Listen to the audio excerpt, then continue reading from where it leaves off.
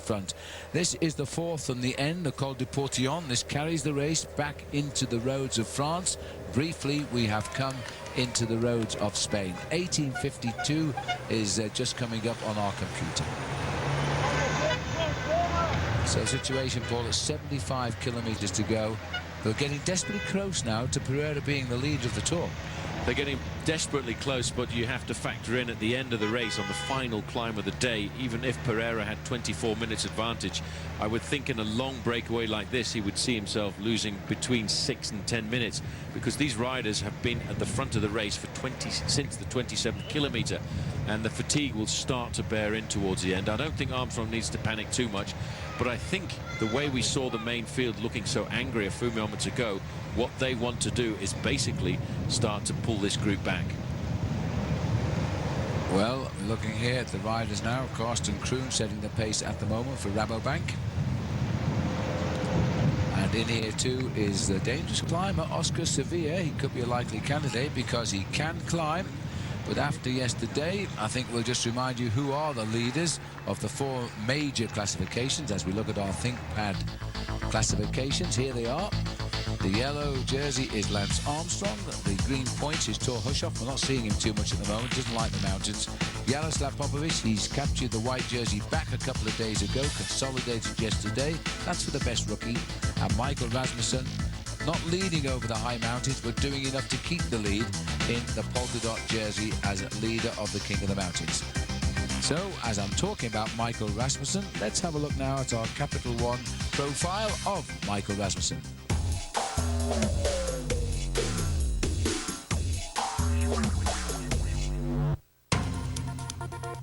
There is a surprising contender on Lance Armstrong's tail in the 2005 Tour, former world mountain bike champion Michael Rasmussen, who came here with a plan to win, but only stage 9.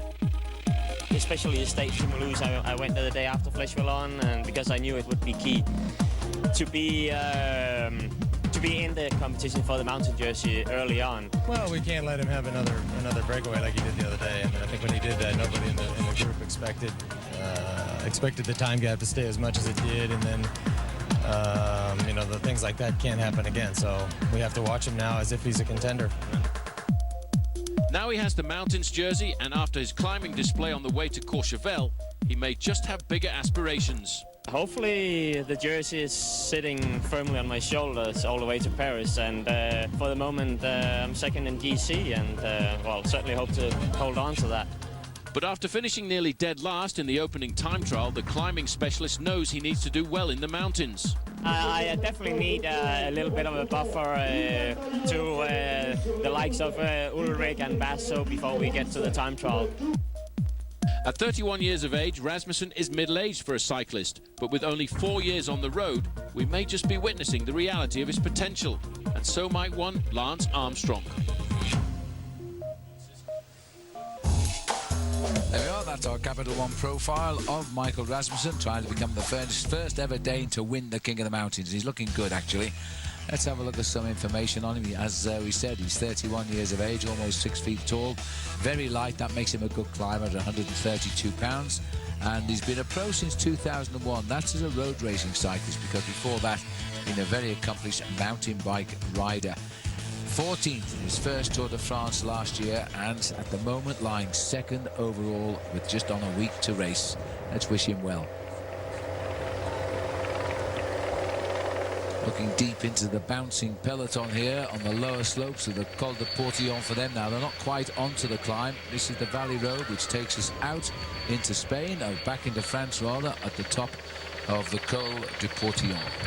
Well, Armstrong starts the day first in the overall classification, but Phil, when you look how angry this peloton is starting to appear, there are a few teams now don't want that breakaway to succeed, and Team CSC have thrown a couple of riders on the front end of the group.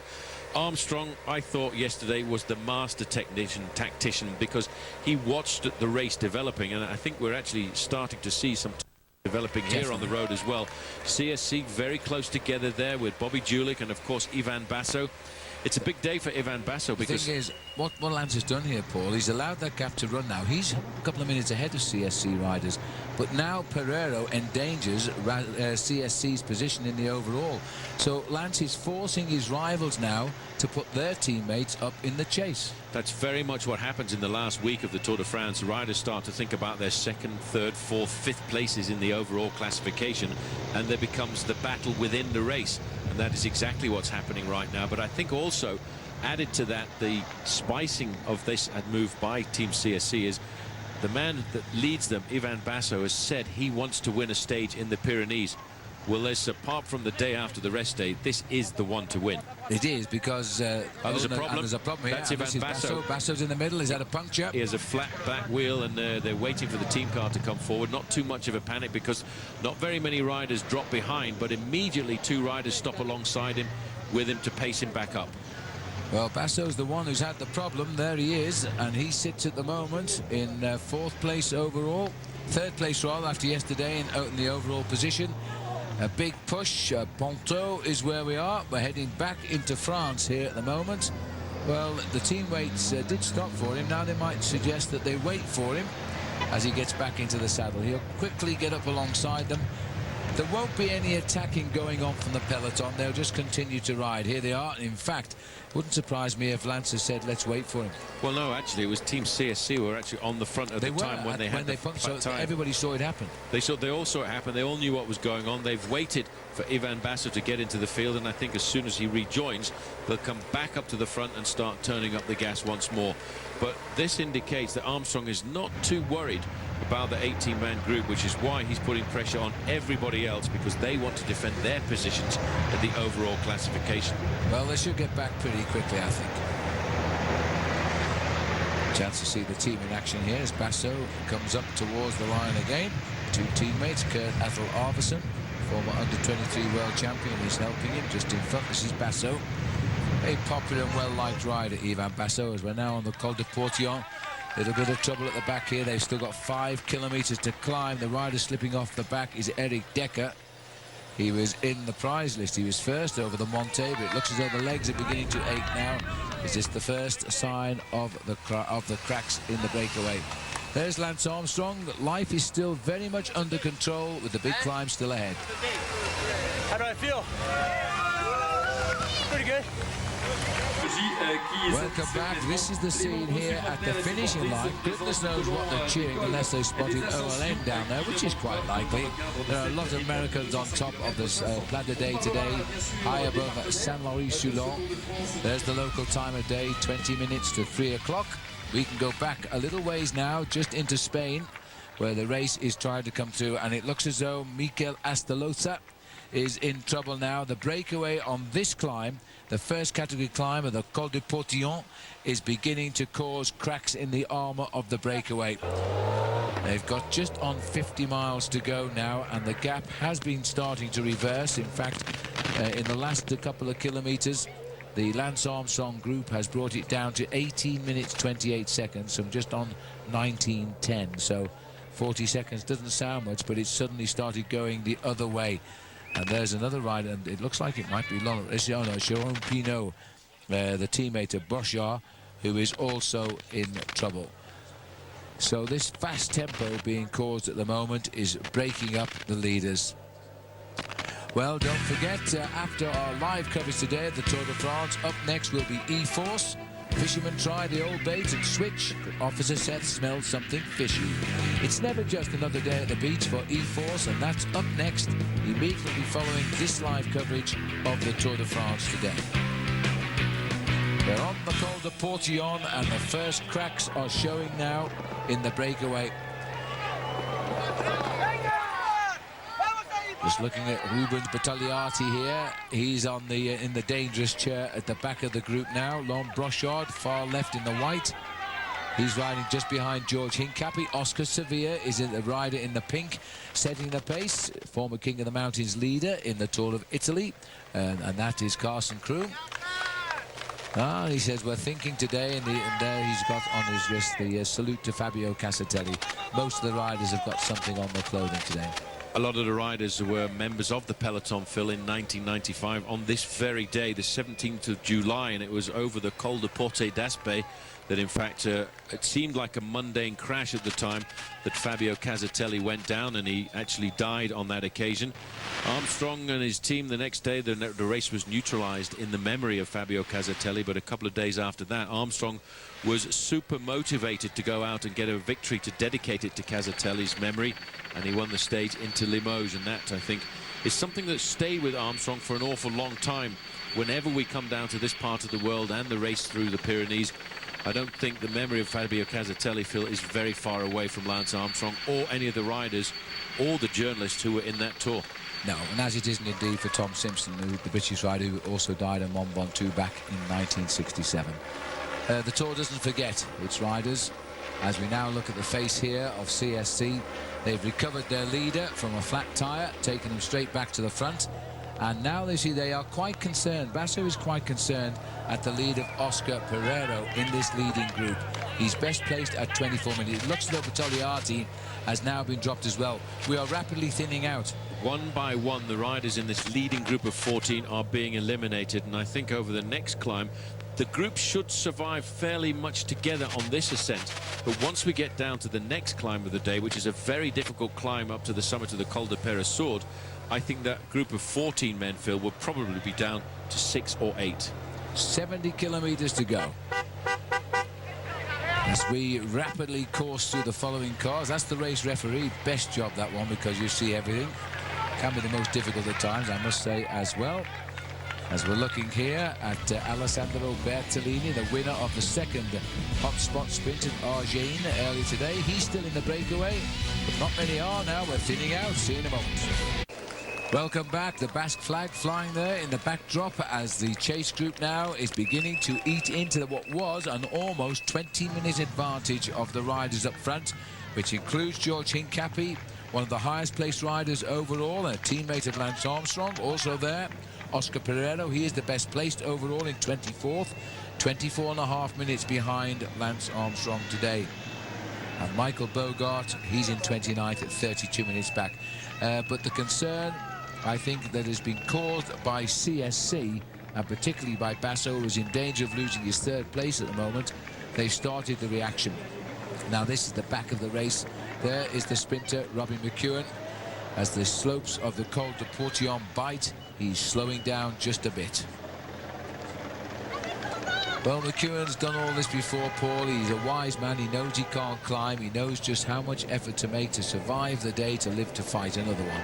It's important for riders like McEwen, Phil, not to try and hang on too much on these big mountain stages, because they've got to conserve energy to battle out the sprints on the flatter stages, but they've got to use enough energy on these mountain stages to make sure they don't get eliminated. We saw a former wearer of the yellow jersey in the Tour de France this year, Jens Voigt. He was eliminated for just 43 seconds. The judges are not very sentimental characters when it comes to applying the rules, like the elimination rule at the end of a very tough mountain stage. That's what they said. They said they're impartial. They just read the regulation and apply it. They don't leave it to the journalists to write the romanticisms about the Tour de France. It's hard. I don't really know how I feel about that. I felt very sorry for Jens, I know that. Well, you felt very happy when they kept me back in the race when I was about 40 minutes outside. You were one of the first guys in the history of the Tour I've been on, I've ever known put back in the race. You must have friends in high places, I'll tell you. Well, I did in those days, absolutely. Stefano Garzelli's in a bit of difficulty here. This man was on the attack yesterday on his 32nd birthday, and I think the force he left on the roads of the Pyrenees yesterday are actually being seeked away from his body here. He'd chosen yesterday as the day he wanted to win. It was his birthday. He gave it his best shot. It didn't work out today. He's not turned on at all. And the reason now, look at this tempo riding, Paul, being done by CSC. Exactly what Lance Armstrong wanted. Another team to do the chasing. This is why Lance, I think, reversed the tactics today. Put George Hincapie in that breakaway. The leaders are 1 kilometre from the summit of the Col de Portillon. This is Oscar Sevilla nearest camera, and Lance has forced his main rival's team to start chasing. Kilometre to the top for the leaders now.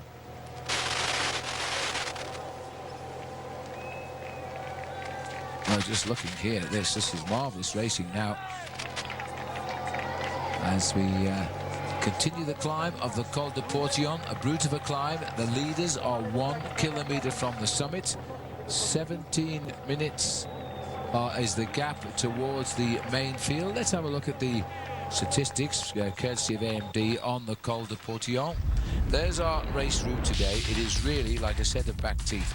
They start off slowly, but then they get tough. We've done Porte d'Aspet. We've been over the top of the Monte. That was the first race there as Eric Decker. The brake was on all of the time. We're just coming up now to the top of the Col de Portillon, which puts us back on French roads.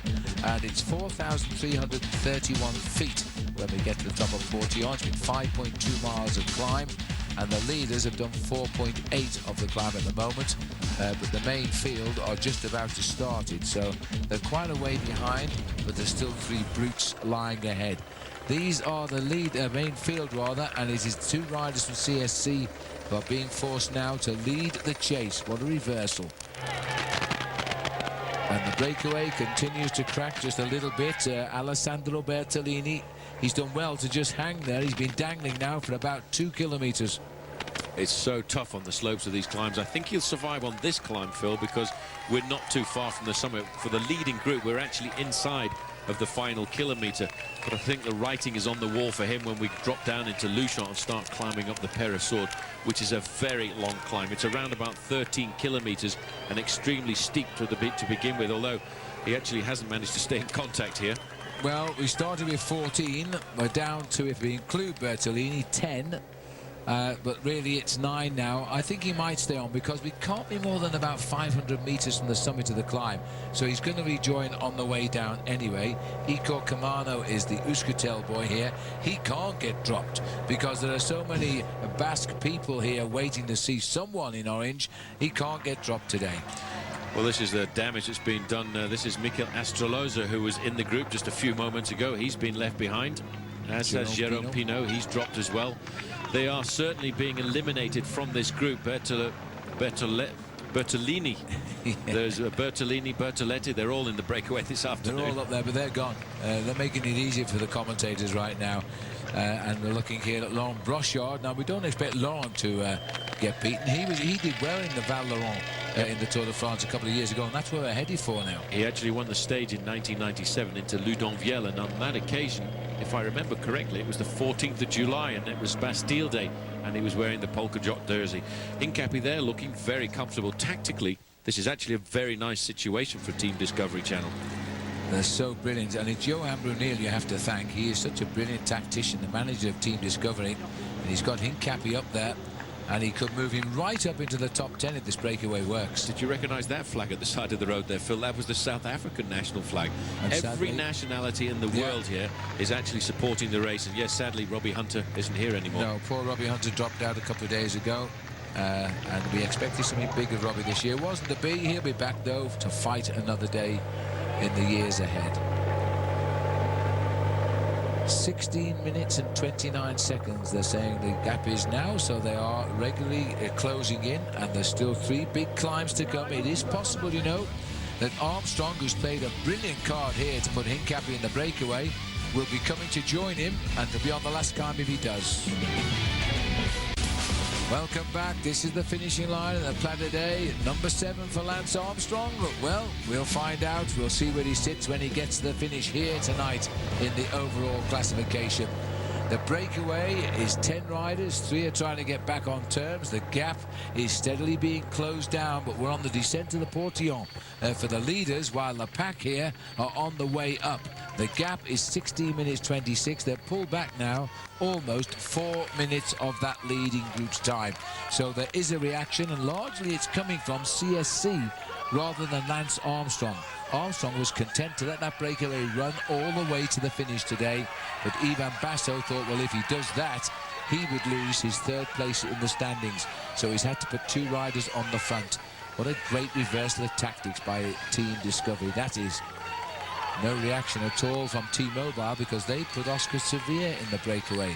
And although he's nowhere overall, he's a likely candidate to climb away on the Plat d'Aix to victory. He's a very good climber. This is the peloton under pressure, of course. A lot of riders have dropped off the back, including Joshiba Bolocki and Bradley McGee. They've both been left today. Thomas Vogler has been in trouble, but I think the last time we saw him, he was back in the peloton. This is the beautiful area. The peloton in France, or in Spain rather, while the breakaway is now in France.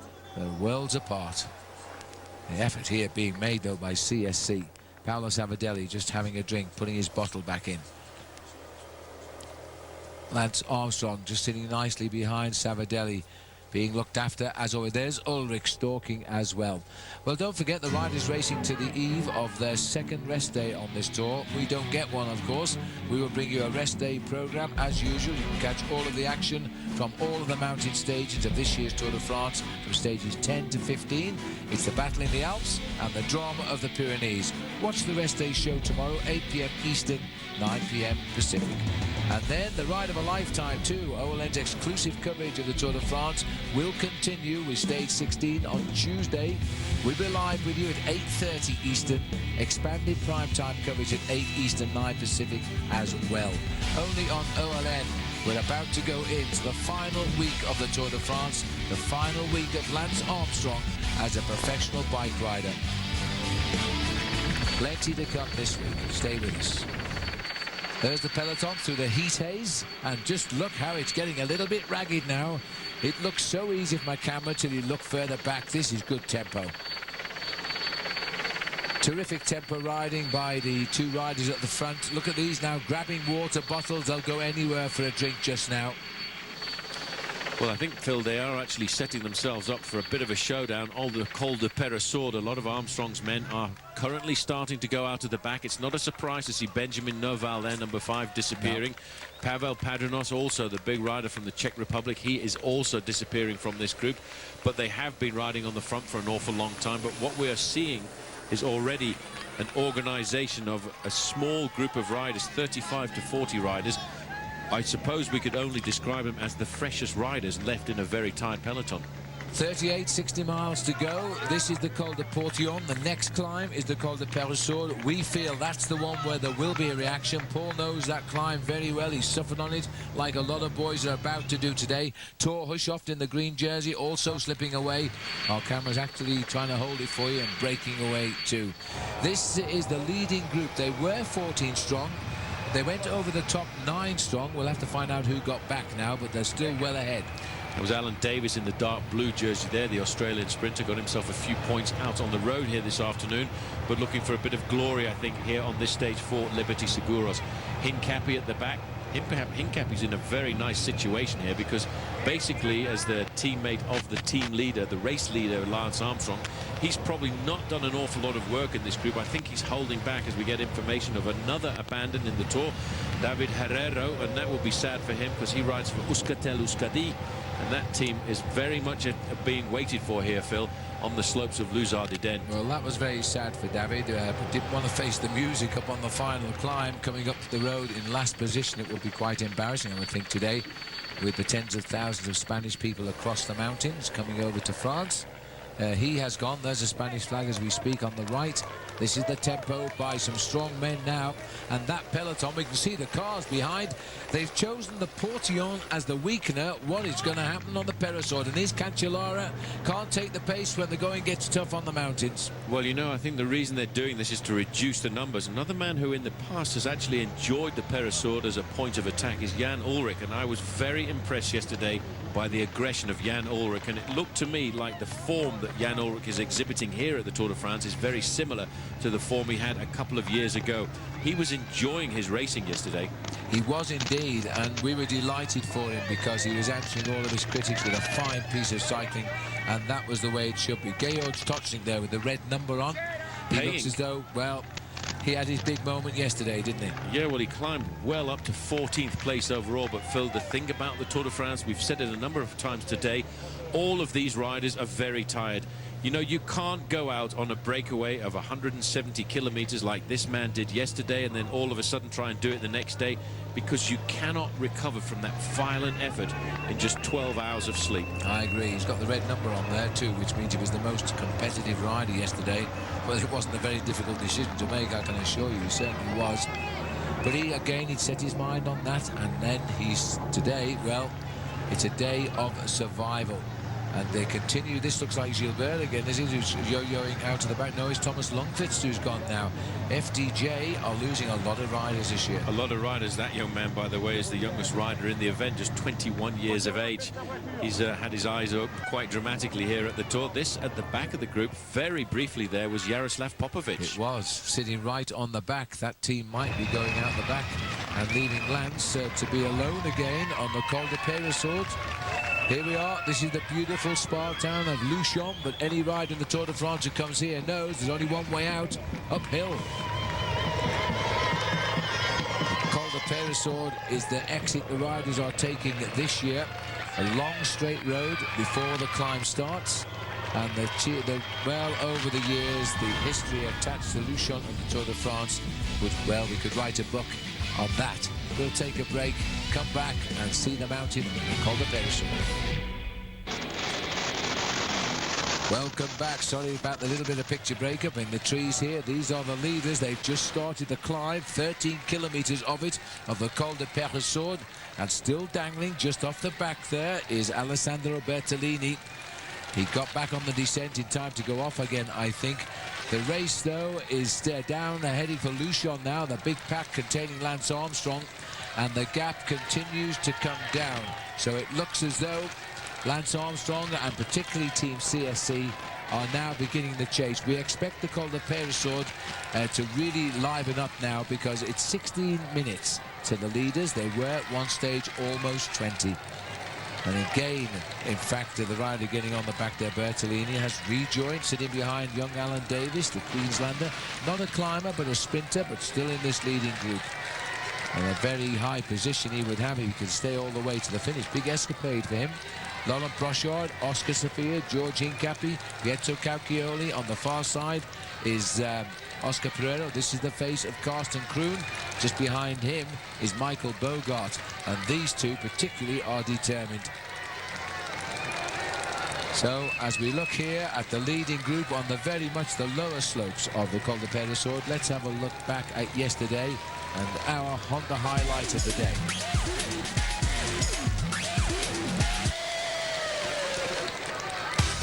There were many highlights yesterday, but this particular one was unbelievable.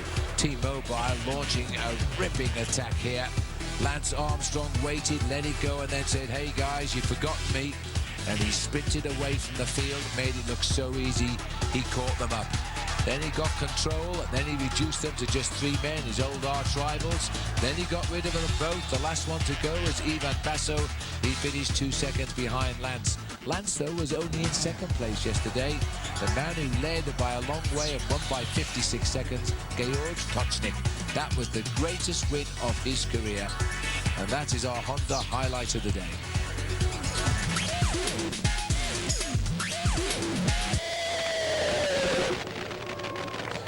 So back with the leaders of today now, and they look as though they're riding pretty regularly on the lower slopes of the Col de Peyresourde. Rabobank on the front. Well, Team Rabobank, they've lost Eric Decker on the last climb. He ran off on the Col de Portillon, but they're still riding pretty strongly. And Carsten Kroon, surprising bike rider in the hills. George Hincapie, he has learned to climb these last few years, and it would be a serious danger if they could get to the finishing line. 16:15, the latest time check. Well, I would think Hincapie's had the easiest ride in this leading group. And yes, the reason that George Hincapie has been able to climb over the last few years, Phil, is he's actually slimmed down dramatically. A lot of that because of the way that he actually looks at his diet. He's a slightly heavier built rider during the early part of the year, especially in the month of April and May, when his speciality is riding the one-day classics like Paris-Roubaix and the Tour of Flanders. But then he goes away from the sport for about 3 weeks, puts his mind into this diet regime that he's got, and makes himself into a climber for the month of July, when his personal ambition is put to one side and all he thinks about is riding for Lance Armstrong. But, you know, in his own right, George Hincapie is a fabulous rider. He's 6'3" and weighs in at 175 pounds. And I've got to say that he is a very big all-rounder. And he has an advantage, one advantage over Lance Armstrong. He's 32. Poor old Lance is 33. 54 kilometers to go at the moment for the race. And the two Rabobank with a lot to gain, especially for Michael Bogart.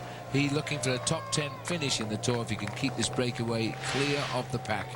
And that's why Carsten Kroon is giving his best shot here. Kroon is 29 years of age now, and he's won 5 races in his career. But he is noted for his climbing, and he's done pretty well at times. He's held the King of the Mountains leader in the Giro d'Italia. It was 2000 when he did that. There he is now, and this is Bogart. I think Bogart is thinking about the stage victory here this afternoon, and that is probably why we can see Carsten Kroon actually sacrificing himself. He is the one who's dictating this tempo. He is the one that has eliminated most of the other riders who've been dropped so far. You know, a couple of years ago, Michael Bogart won himself a mountain stage in the Tour de France, and it was on the way to La Plagne, and that was after a serious amount of climbing had been done. It was a lone breakaway. We're losing our Basque representative in the front here, Camano, and that will be sad news for the Basques on the finishing climb. Well, we're still 10, but for how much longer on this climb? Alan Davis is now in trouble, and so too is Bertolini. This is Bertolini here, and this is Alan Davis, all wearing the armbands there in a tribute to Fabio Casatelli, who died 10 years ago to this very day in the Tour de France. Just on the far right of the road there now, looks as though we've got Carsten Kroon in spot of bother as well. So we'll take a break. Rejoin us.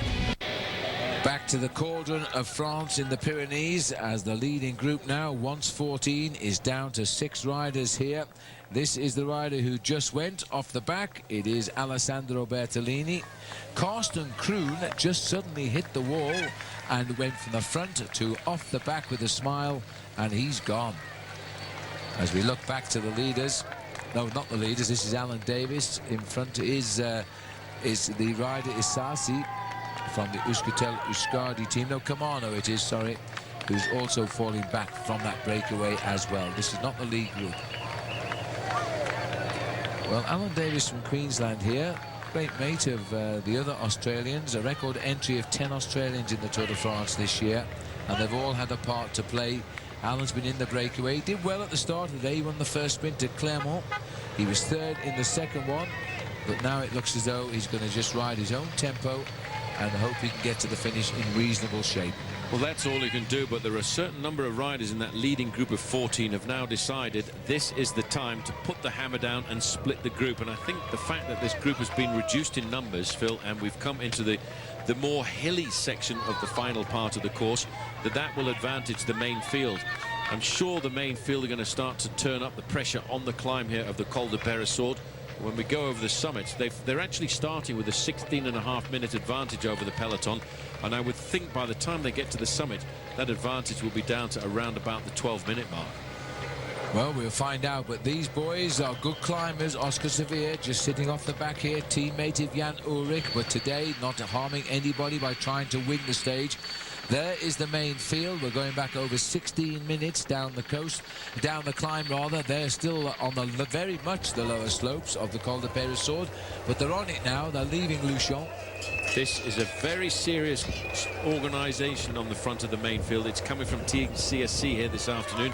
They've got a couple of reasons to do this. You know, it could be a good day for them to move up in the team classification. They're currently 2nd in that classification behind T-Mobile, but I believe what they want to do is put pressure on Michael Rasmussen. They want Basso to jump over him in the overall classification, and of course they need Basso to put time between himself and Jan Ullrich with the final time trial, a very long time trial round Saint-Etienne, where he lost 2nd place last year.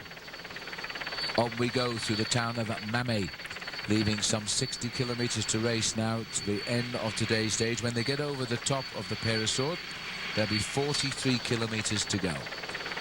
But the speed now really has picked up dramatically, and I'm sure we're going to see a slight change around in that advantage.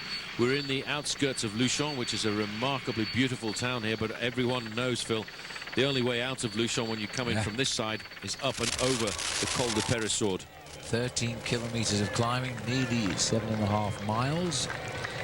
As you can see, the breakaway now under the control, and more power to the mill here, because there are now 4 riders from CSC. Even more help for Armstrong, and that's a surprise. Michael Bogart, meanwhile, checking out. He once had 2 riders with him, Eric Decker, Carsten Kroon. They've worked well to build that lead. They've done their job, and they've gone back, leaving him by himself.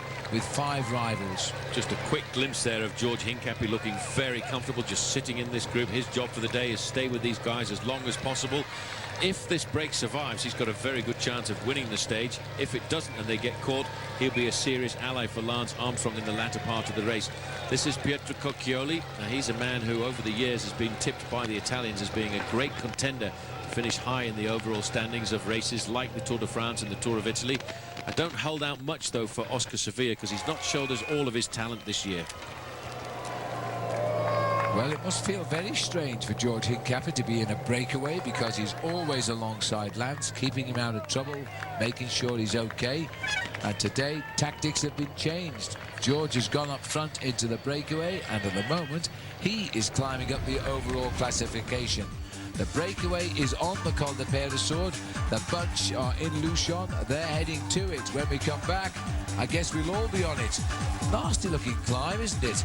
We'll see you in just a moment.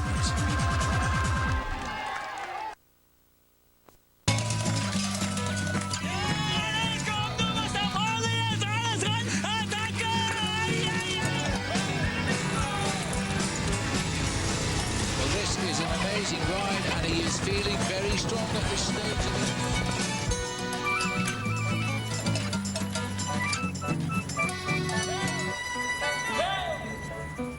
Welcome back. The Tour de France now. All of the riders on the Col de Peyresourde as we see the teams here of CSC.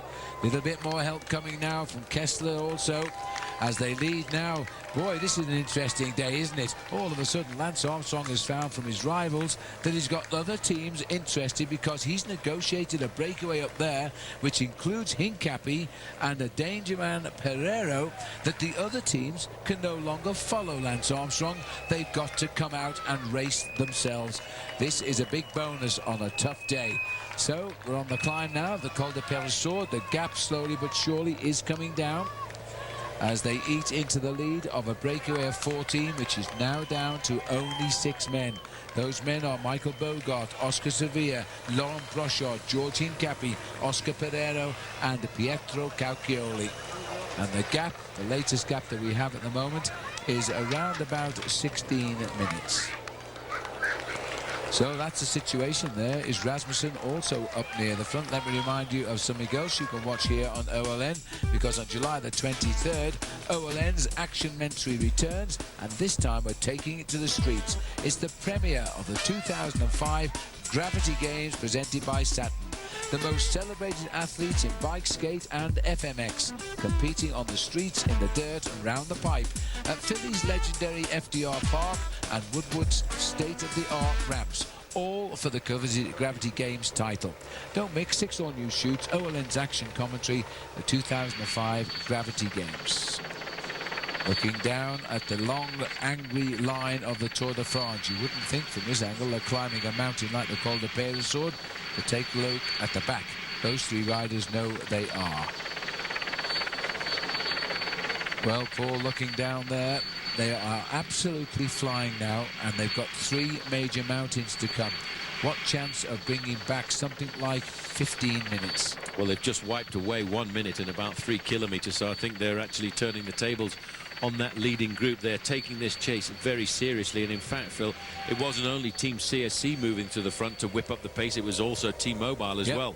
And you can see here now they, I think, are thinking about the summit of this climb, probably having looked at some of the old DVDs or videos of previous Cols de Peyresourde, because in the past Jan Ullrich has used this climb. It's the sort of climb towards the summit that suits that powerful climbing style of Ullrich. This is going to be, Phil, I think in a few moments time, the start of today's aggression. Well, they're hitting this race so fast, they can't possibly go up in a group like this for much longer. It is unbelievable how fast they've started the climb of the Col de Peyresourde. They must be eating into the group up front. 14:50 now, we're inside 15 minutes. It's come down from almost 20. Armstrong is there, he's zipped right down on that yellow jersey. Floyd Landis is dancing too, not too far behind him. And Jan Ullrich is never far away from Lance Armstrong. Can't see Basso at the moment, but don't worry, he will be there. And I can just see Alexander Vinokurov popping in as well. Oh boy, you can feel the action about to happen. This is Sastre on the front. He won yesterday, a few years ago, on the same finish. Well, looking back down that group to see if I can see the white jersey with red spots on it, because that is the jersey of Michael Rasmussen. And I know today what they're thinking about doing is trying to dislodge Michael Rasmussen from second place. Yesterday was the first time, Phil, that he really showed any weakness at all. And he, I think, amongst all of the leaders of the Tour, was the biggest question mark, because he didn't have a real pedigree at the Tour de France. And they were all wondering, was he going to challenge Lance Armstrong yesterday? He did suffer yesterday. There was no doubt about that. Halfway up the finishing climb, he looked absolutely terrible. So he was certainly suffering then. But right now, they're going to test him today, because once we run away, the day after we come back after the rest day, it is not a mountain finish, although we do complete our journey through the Pyrenees. So it is going to be, this is a line, they are ripping up here. Here's our MOD facts on the Col de Peyresourde, category 1 climb, 13 kilometers up to 1569 meters. Over the top we've got a mere 43 k's to go. And average grading, you see they're much steeper than the Alps, 7% this one. There's Vinokourov go through. AMD, I think I may have given you our wrong sponsor there. I apologize for that, as we now look here at Paolo Savidelli hanging on at the back. Wow, they have started so fast here. 14:39, we're going to be at 14 minutes very shortly. Beautiful pictures, a massive crowd. The Col de Peyresourde, one of the climbs in any Tour de France, one of the original climbs of the olden great days of the Tour. There's Vinokourov. And there is Andreas Clauden. And there's the man they're trying to dislodge, you say, Paul, in the polka dot jersey, Rasmussen. He looked all right to me just then. He looked fine. He looks like he's recovered from the very difficult day he had yesterday. We're around about, for the leaders only, 5 kilometers to go to the summit of this climb. But Carlos Sastre here is almost committing suicide for the team. They really want to reduce the numbers. They've seen that Armstrong can be put into difficulty once they isolate him. Today, though, Phil, the team, I think, are up to the job. In second place there is Jose Acevedo, looking cool as a cucumber on a hot afternoon. Behind him, Chechu Ribiera, and Armstrong, resplendent in yellow, is just sitting there. And also Popovic in the white jersey, also alongside. Yeah, all of them are together right now. And he's played an ace card, putting Hincapie up front. So, and remember, George, as though he's in that breakaway, he has done no work up there. And he could well jump in with the leaders when they catch, if they catch. That's the big advantage about having a man in that early morning breakaway. Sometimes you wonder why they do it. I think that is the reason why. 14 minutes, 26 seconds to Lance Armstrong from the 6 leaders. Hincapie, Sevilla, Bogart, Pereiro, Calcioli and Brochard are the riders setting the pace. The gap continues to come down, and if they keep that on, they're going to do very, very quickly on the next climb. This is the devastation on the mountain, the Col de Peyresourde. Believe me, it is hot here. These boys want water, water and more water. And the mountains are relentless. We'll come back. Stay with us. Welcome back. The face of Jan Ullrich here. 3 times he's finished second to Lance Armstrong. Rasmussen is in second place in the Tour de France, and that's the man the old stars want rid of today. Floyd Landis is here, so too is Andreas Clauden, so too is Chris Horner, by the way. He's still in the selection of this group, and this is the select group now trying to catch up with the remaining 6 riders ahead. We will see eventually the dropped riders come down, but there are still 6 leading the charge up there. There's Alexander Vinokourov.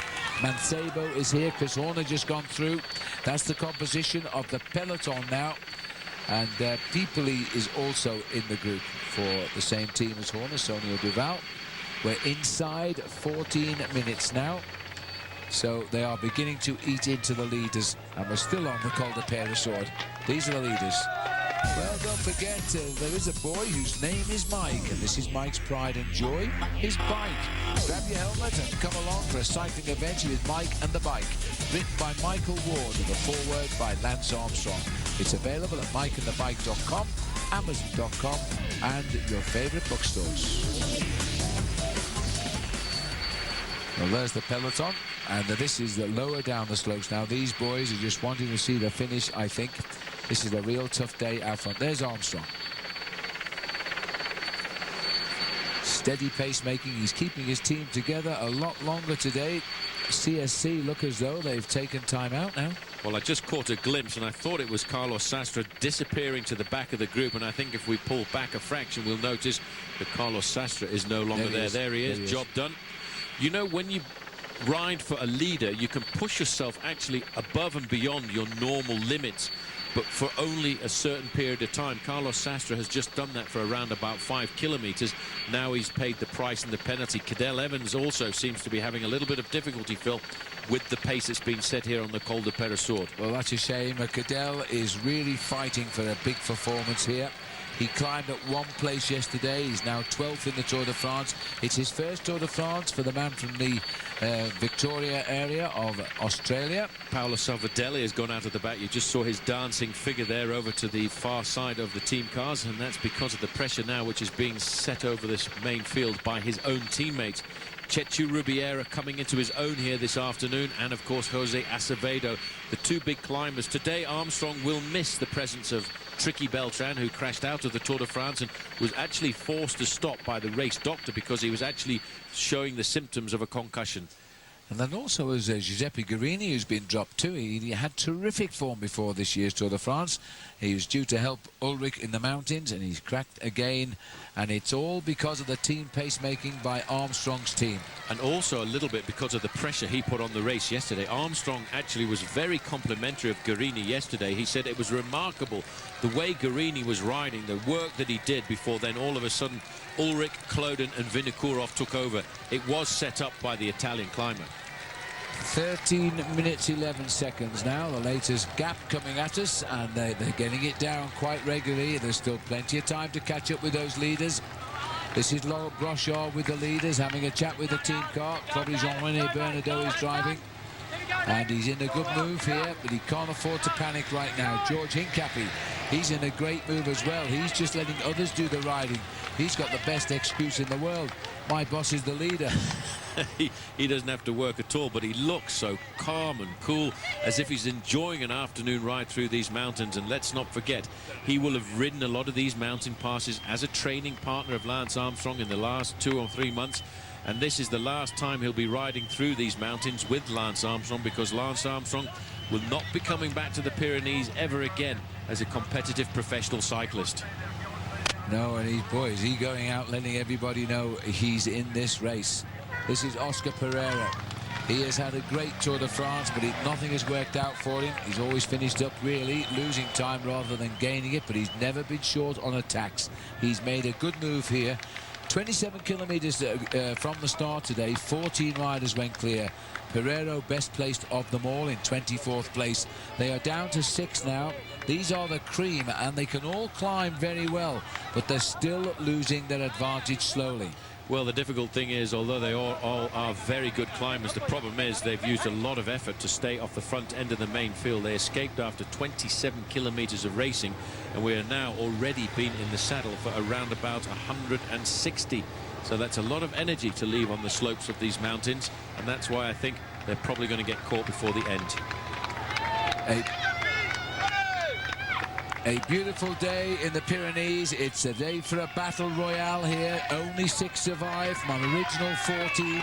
We are midway up the climb of the Col de Peyresourde, and the gap is coming down. It was nearly 20. It's now almost 12 minutes. And these are the 6 front runners. Armstrong is in a group behind, and his team are still strong. Well, Phil, if you're in a group like this and you want to blow your morale out of the back window, all you have to do is lift your eyes up, and that's exactly what Michael Bogart is doing. He can see the summit of this climb, and he understands and he knows, because he's been here before, he knows just how long it's going to take to get up there. It's a horrendous climb now because there are no more trees, and you can actually see the road zigzagging up to the top of this mountain.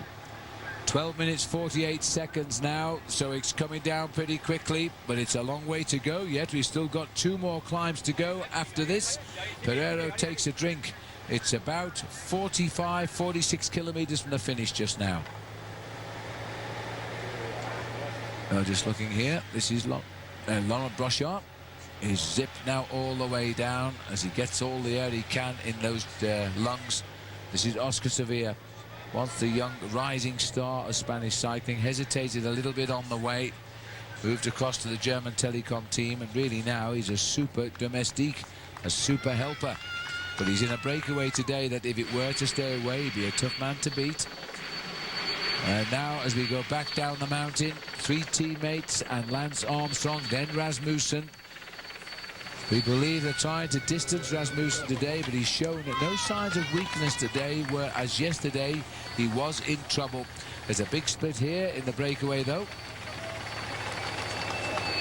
Look at that, Roberto Heras, nearly an hour behind, the great climber who once used to pace Lance Armstrong to his stage victories. Now he's in his own team, he just can't do a great ride. The gap continues to collapse. It's getting close now to just 12.5 minutes here. Armstrong looks to me as though he's about to go a-hunting. I wonder.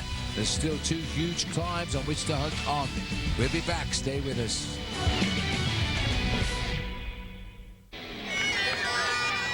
Welcome back. This is the face of Laurent Brochard. We are still 6 leaders here. The gap continues to fall. And George Hincapie goes through, and that was a little glance down the mountain by Oscar Sevilla. These boys are about 800 meters from the top of the Col de Peyresourde. The gap is at 12.25 minutes to Lance Armstrong and a very select band of riders. And here we are back with that group now as the pacemaking continues. Ulrich again marking Lance Armstrong, while Popovic, Armstrong's teammate in the white jersey, always rides near to Lance just in case he needs a new bike. Looking further back, Landis is looking over his shoulder too. There he is, peeping in. We are told that Chris Horner is still in this group. Certainly Rasmussen is there. They haven't got rid of him, and if anything, he looks a lot better today than he did yesterday. And Vinokurov, you can just see him also in this group. The determination of Armstrong. It's more concentration at this stage, I think. It's very much concentration. He knows, Phil. He's ridden these climbs so many times. He's dominated on these climbs since 1999. But here this afternoon, I think he's got something special in the bag for us down towards the end.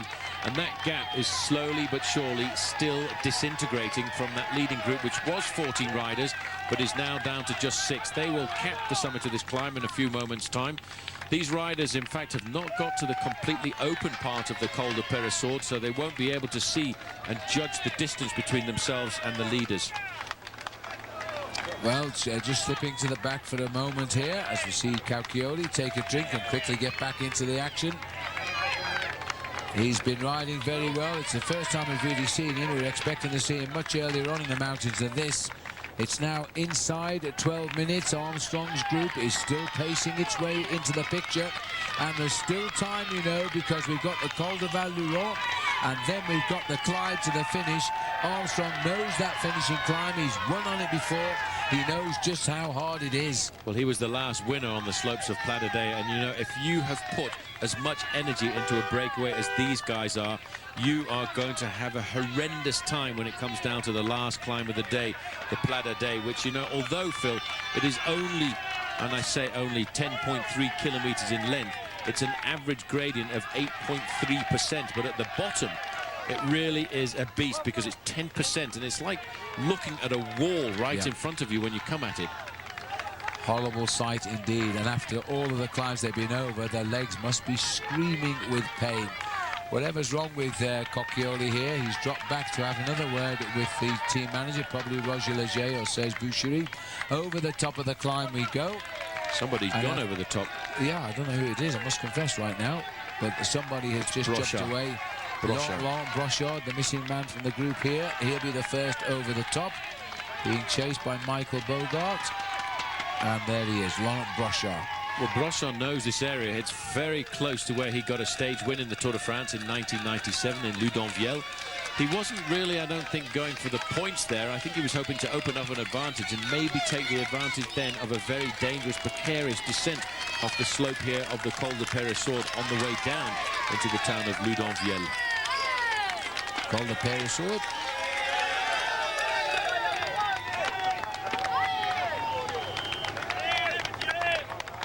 The 6 leaders moments ago have gone over the top of the Col de Peyresourde. Laurent Brochard led them over. Bogart was in second.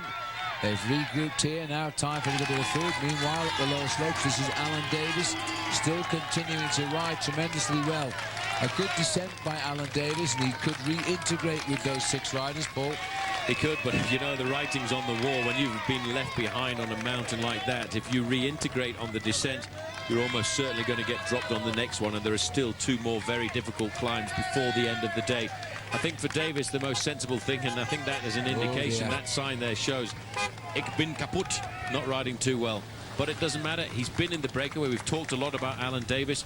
And you know, of the 189 riders in the Tour de France at the start, there's a lot of riders, Phil, whose names never, ever get mentioned. That's right. There's 159 riders left in this year's Tour de France. 30 have now retired from the race. We lost David Herrero today, who abandoned after the start. Looking down in the valley road, but it's not a valley. This is the Col de Peyresourde. This is a very select group climbing up the mountain now, trying to reduce what originally was almost a 20-minute advantage by those leaders. But right now, it is coming down towards the 11-minute marker.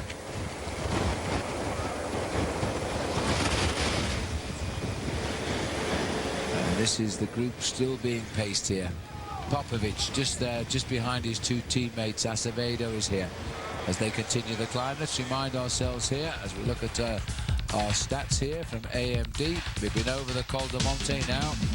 Thank goodness, say the riders, over the Col de Portillon, where we were briefly in Spain. And now we're approaching the top for the peloton, not the leaders, of course, of the Col de Peyresourde. An 8-mile climb, 7% average, gets steeper yet. Tops out at 5,148 feet.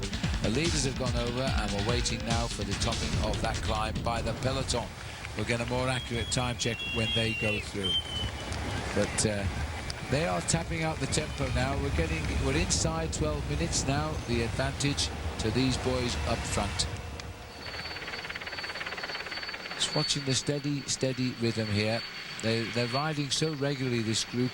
11:42 now, back to Lance Armstrong's breakaway group as they continue. The 6 at the front continue to race on. There's still a lot of riders in between. These boys will see them. There's no way they're going to survive much more of climb before they pass through this leading group, led, as always, by Discovery Channel. Well, they're there, present and correct this afternoon. Armstrong obviously went to them yesterday evening and said, guys, I need you. We don't have very many more mountain stages together. And watch out for little Vinokourov moving up the outside. But on this occasion, it's just to hand up a bottle to Jan Ullrich, who's there in 5th place. I do think that they will have another go at Armstrong before the finish, because today is going to form the top end of the overall classification. It will still change before we get up to Paris, but it's the last day to get big chunks of time on other men in the group. Rest day tomorrow for the riders. They'll go for a pedal in the region of Pau, which is the exit of the Pyrenees this way round as we go round in a clockwise direction for it's unusual route round France for the riders in the Tour. Alps for the Pyrenees. There is Jan Ullrich. Sitting behind him is Levi Leipheimer, so he is in the group. Leipheimer lying a brilliant 5th overall. Would be his highest finish in Paris if he can hold on to it. Not an easy thing to do. Look at that. The slopes of the Peyresourde. Follow the zigzags and keep going. It is an awful long climb. Well, I know I've been in this situation before, Phil. I've ridden over this mountain, and if you're a non-climber as I was, and you look up and you see those zigzags with the cars and the people going all the way up to the summit, it's almost as if somebody's kicked you in the stomach. One can imagine that feeling. I must say here, these riders just continuing to go faster on the slopes than the leaders. There is Cadel Evans on the right of our picture. He's got back into the group as we thought. Chris Horner of America is there in the yellow. Some people...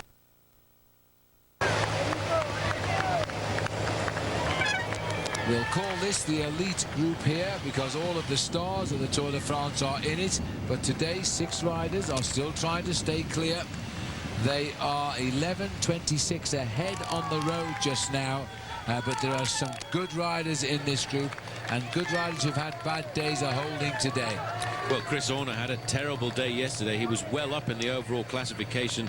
On the previous day, he was 28th place overall. But yesterday, Horner lost himself 29 minutes and 8 seconds. But then I suppose, Phil, That's not really surprising after being in a 200-kilometer breakaway the previous day. No, he tried to win and he was caught at what, 250 meters, maybe less from the line. That's the look of the day. Well, the amazing thing was he in fact still finished right up there in the sprint down towards the end, because he crossed the line in 10th place. 10th, still sprinting, and they went past him and got the first 9 places. How unlucky was that? Robbie McEwen, of course, the Australian, getting his 3rd stage win. He was in tears. He couldn't believe he'd succeeded in getting that stage win. 1:34 now to Alan Davis, who's still trying to get on terms, and 13 minutes back to the main field. You know, I can't believe looking at George Hincapie here, Phil, you know, at the back end of the group. Hincapie has been a professional since 1994, and you know he's still only 32 years of age. For many, many years, he was the youngest rider in the peloton. As we're looking here at George Hincapie, they're on the way down. Remember, we just made a left turn now, and that's as we're headed now to the Val Lorraine Ast climb, which is another beautiful part here of the Pyrenees. The boys are going a long way to the finish today, but they are seeing the beautiful sights, let's face it. These are the big 3. Basso is in the action. Ulrich is looking for his chance. And what about the big man himself, Lance Armstrong? Never far away. We'll be back. Stay with us.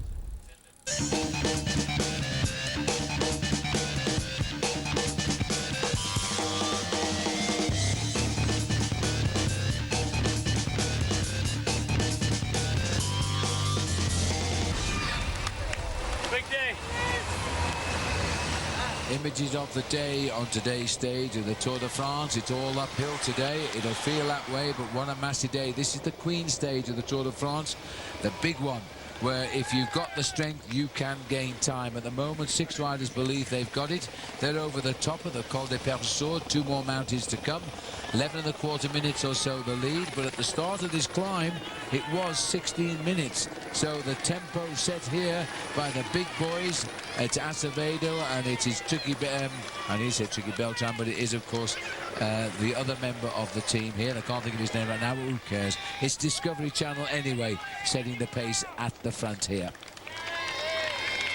So we're in trouble here, Paul. I couldn't remember the rider making the pace at the front, but I was just saying they pulled back here almost 5 minutes now on this climb alone on those 6 leaders. Well, that's Chechu Rubiera on the front. He's doing a great job. The man behind him is Jose Acevedo, and of course the man who's very easy to spot out in the white jersey is Jaroslav Popovic. So Armstrong has still got 3 very strong allies on his own team here up alongside him. As we notice, Cadel Evans has pulled himself back into this group. We're going to have a major sort out, I think, and yes, it is down to 11 minutes and 15 seconds, but you see the wind that is starting to get up on the summit of these climbs. Yep. And actually looking out from our finishing line commentary box, you can see that the wind is blustering into the riders' faces for the finishing straight. Well, officially now they're saying they've gone over the summit, 11 minutes and 30 down. There were 16 at the bottom. There's 2 climbs still to come. Oh boy, that makes a lovely picture, but not for the riders in the Tour de France today. A vicious, vicious stage indeed. The 6 front runners, though, will still feel they have a chance here. Well, I think the riders in this group would certainly only want to see those mountains on a picture postcard. Certainly wouldn't want to see them as the profile of the final of this stage, as we now head down into the valley of Loudonvielle. Well known to one Laurent Brochard, who's in the leading break because he was a winner of a stage here in 1997. But they've got 11 minutes to lose, Phil, over the next 2 climbs of the day. It's going to be tough. From our helicopter here, the 6 leaders led by Laurent Brochard, who was the winner in this region. Well, what is it, 8 years ago now, Loudonvielle. But they know they're not far away as the crow flies from Saint-Laury-Soulon and the Plat d'Aix, but they still have to go over the Col de Val-Laurent. The lead 11.5 minutes, and these 6 riders are not going to ease up because they can climb and they do have a chance of staying away to the finish. Hincapie in the blue and grey of Team Discovery Channel, looking very calm and collected there. The next climb that they will start once they've gone through Loudonvielle is 7.5 kilometres, and it goes up at 8.3%. Well, these are the 6 boys. This is the flat before they start the climb again, as they continue now about 40 kilometres or so to go to the finish. I wonder if they'll survive Well, watch out for this one coming up now on the OLN. It's the reality series that did change television forever. 16 strangers came to the island, hopes to capture $1 million.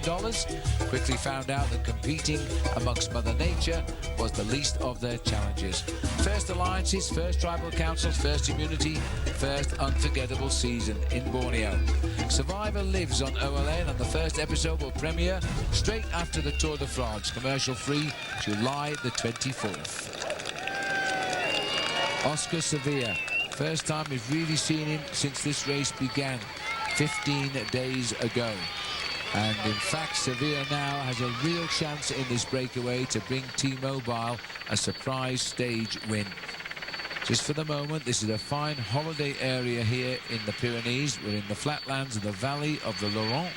Shortly, though, they have to climb out of it, and it's a tough one. Back to the chase now. We're going back down the road just on 11 minutes, slightly more. And this is the group still being handled by Rubiera and Acevedo and Popovic in favour of Armstrong. The group also contains Chris Horner, Floyd Landis, Levi Leipheimer. This could be a huge shakeout as they get to the next two climbs, which bring them to the end. There's some friends there. They're always on the mountain, but they don't see action like this every day. All right, well, time to have a look now at our Saab power descent. Look at this.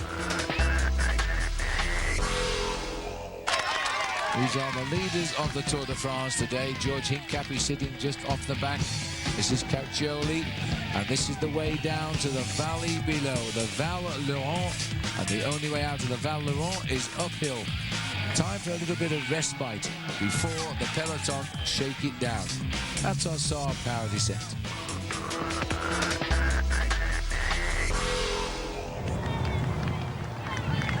Well, at the moment, there's some 21 riders still in what is becoming a superbly select group back there.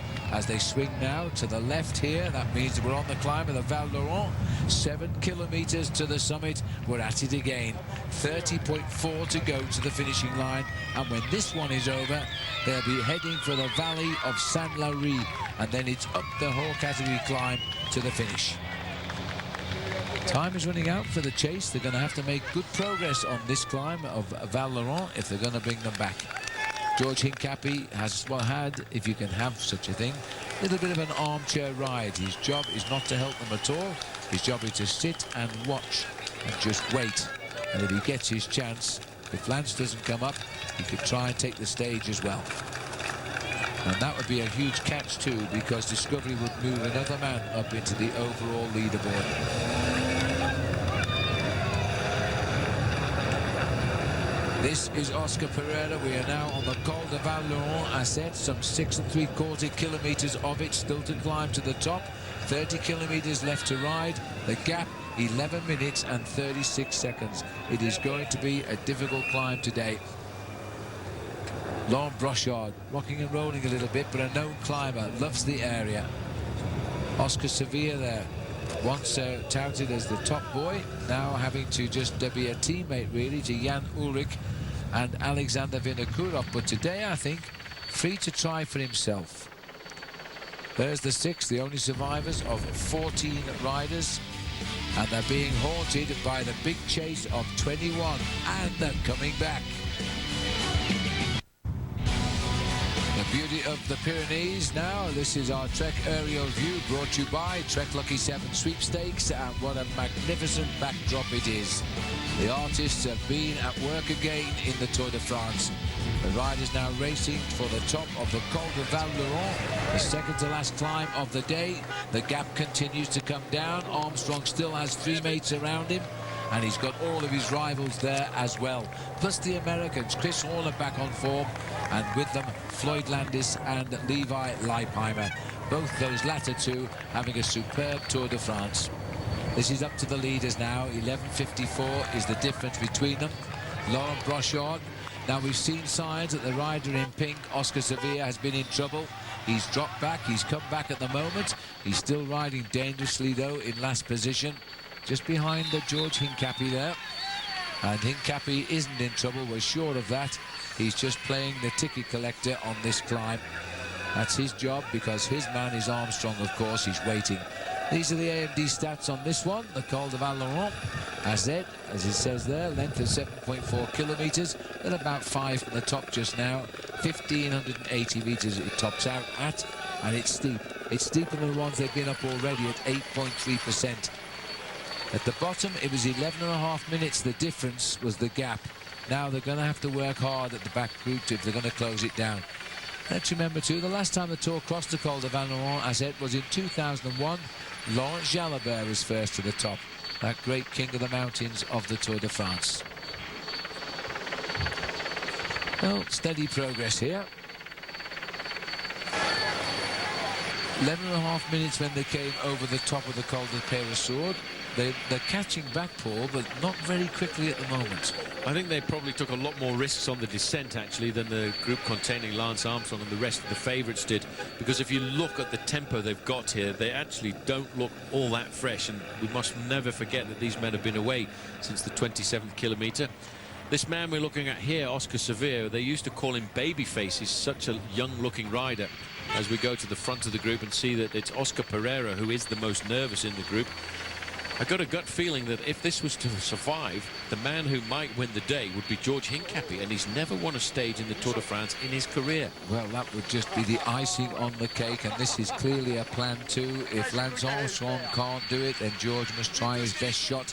He's getting the easiest ride of the group. Has gone out now. It's gone up by 45 seconds since they started the climb of the Val-Laurent, so there is a little bit of a turnaround. They might take encouragement from that. Remember that when we get to the top of this mountain, we are only 23 kilometres or about 14 miles to go. Most of that is downhill, and then the last 10 kilometres are up to the summit at Plada de Pereira. Looks very nervous here. He knows this is a big opportunity for him, and he wants to try and reduce this break in numbers. And I think if he could start riding alone, then he would feel there's a big possibility of the success coming to his team Phonak.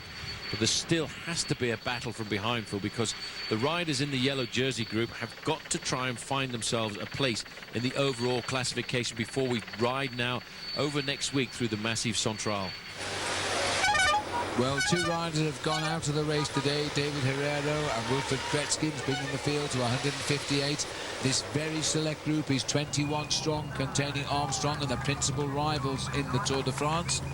As we now look here at the rear of the group, that is Christophe Moreau asking for drinks.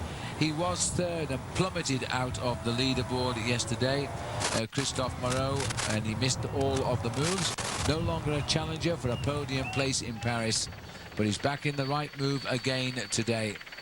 Well, you look at the speed. I really can't believe, Phil, that that group of 6 riders off the front is going to survive, because that speed is incredible on this flat road running up to the bottom of that climb, the final penultimate climb of the day. And it looks to me as if Paolo Salvadelli has recovered. Well, he's got back in, that's for sure. He's having food at the front, good for him. But the gap is going up.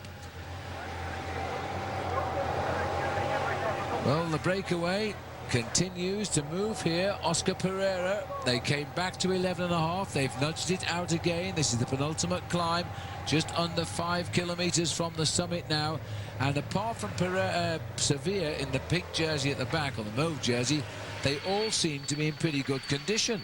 They all seem pretty good. It looks as if Oscar Sevilla is the weakest rider in this group, but it's really, at the end of the day, if they do survive to win, it's the man who has been able to rest the most in that leading breakaway, because it's been a long breakaway by these riders, and it is amazing how a race like the Tour de France can turn around in a number of kilometres. Well, they're finding their ways through the forest today, that's for sure, because these are high roads in the Tour de France. The highest, of course, down here in the Pyrenees. We go over the Col d'Aubisque and the Col de Marie Blanc when the race resumes the day after tomorrow, but their finish is in Pau. This is the last finish right in the heart of the Pyrenees. A big chance for those who want and can to gain time. These boys are picking up time, not as much as they were originally, but the move here is really for the stage win. And Lance Armstrong's team's made a great move by putting in the leading group there, George Hincapie.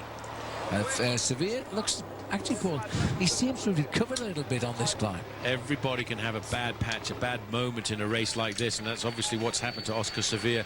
You know, if at the end of the day you look at the pedigree that Oscar Sevilla has got, he's a great bike rider when it comes to big mountain stages in the great races like the Tour of Spain and, of course, like the Tour de France. After all, you know, Oscar Sevilla has finished second overall in the Vuelta a España in the past, and he's won stages there too.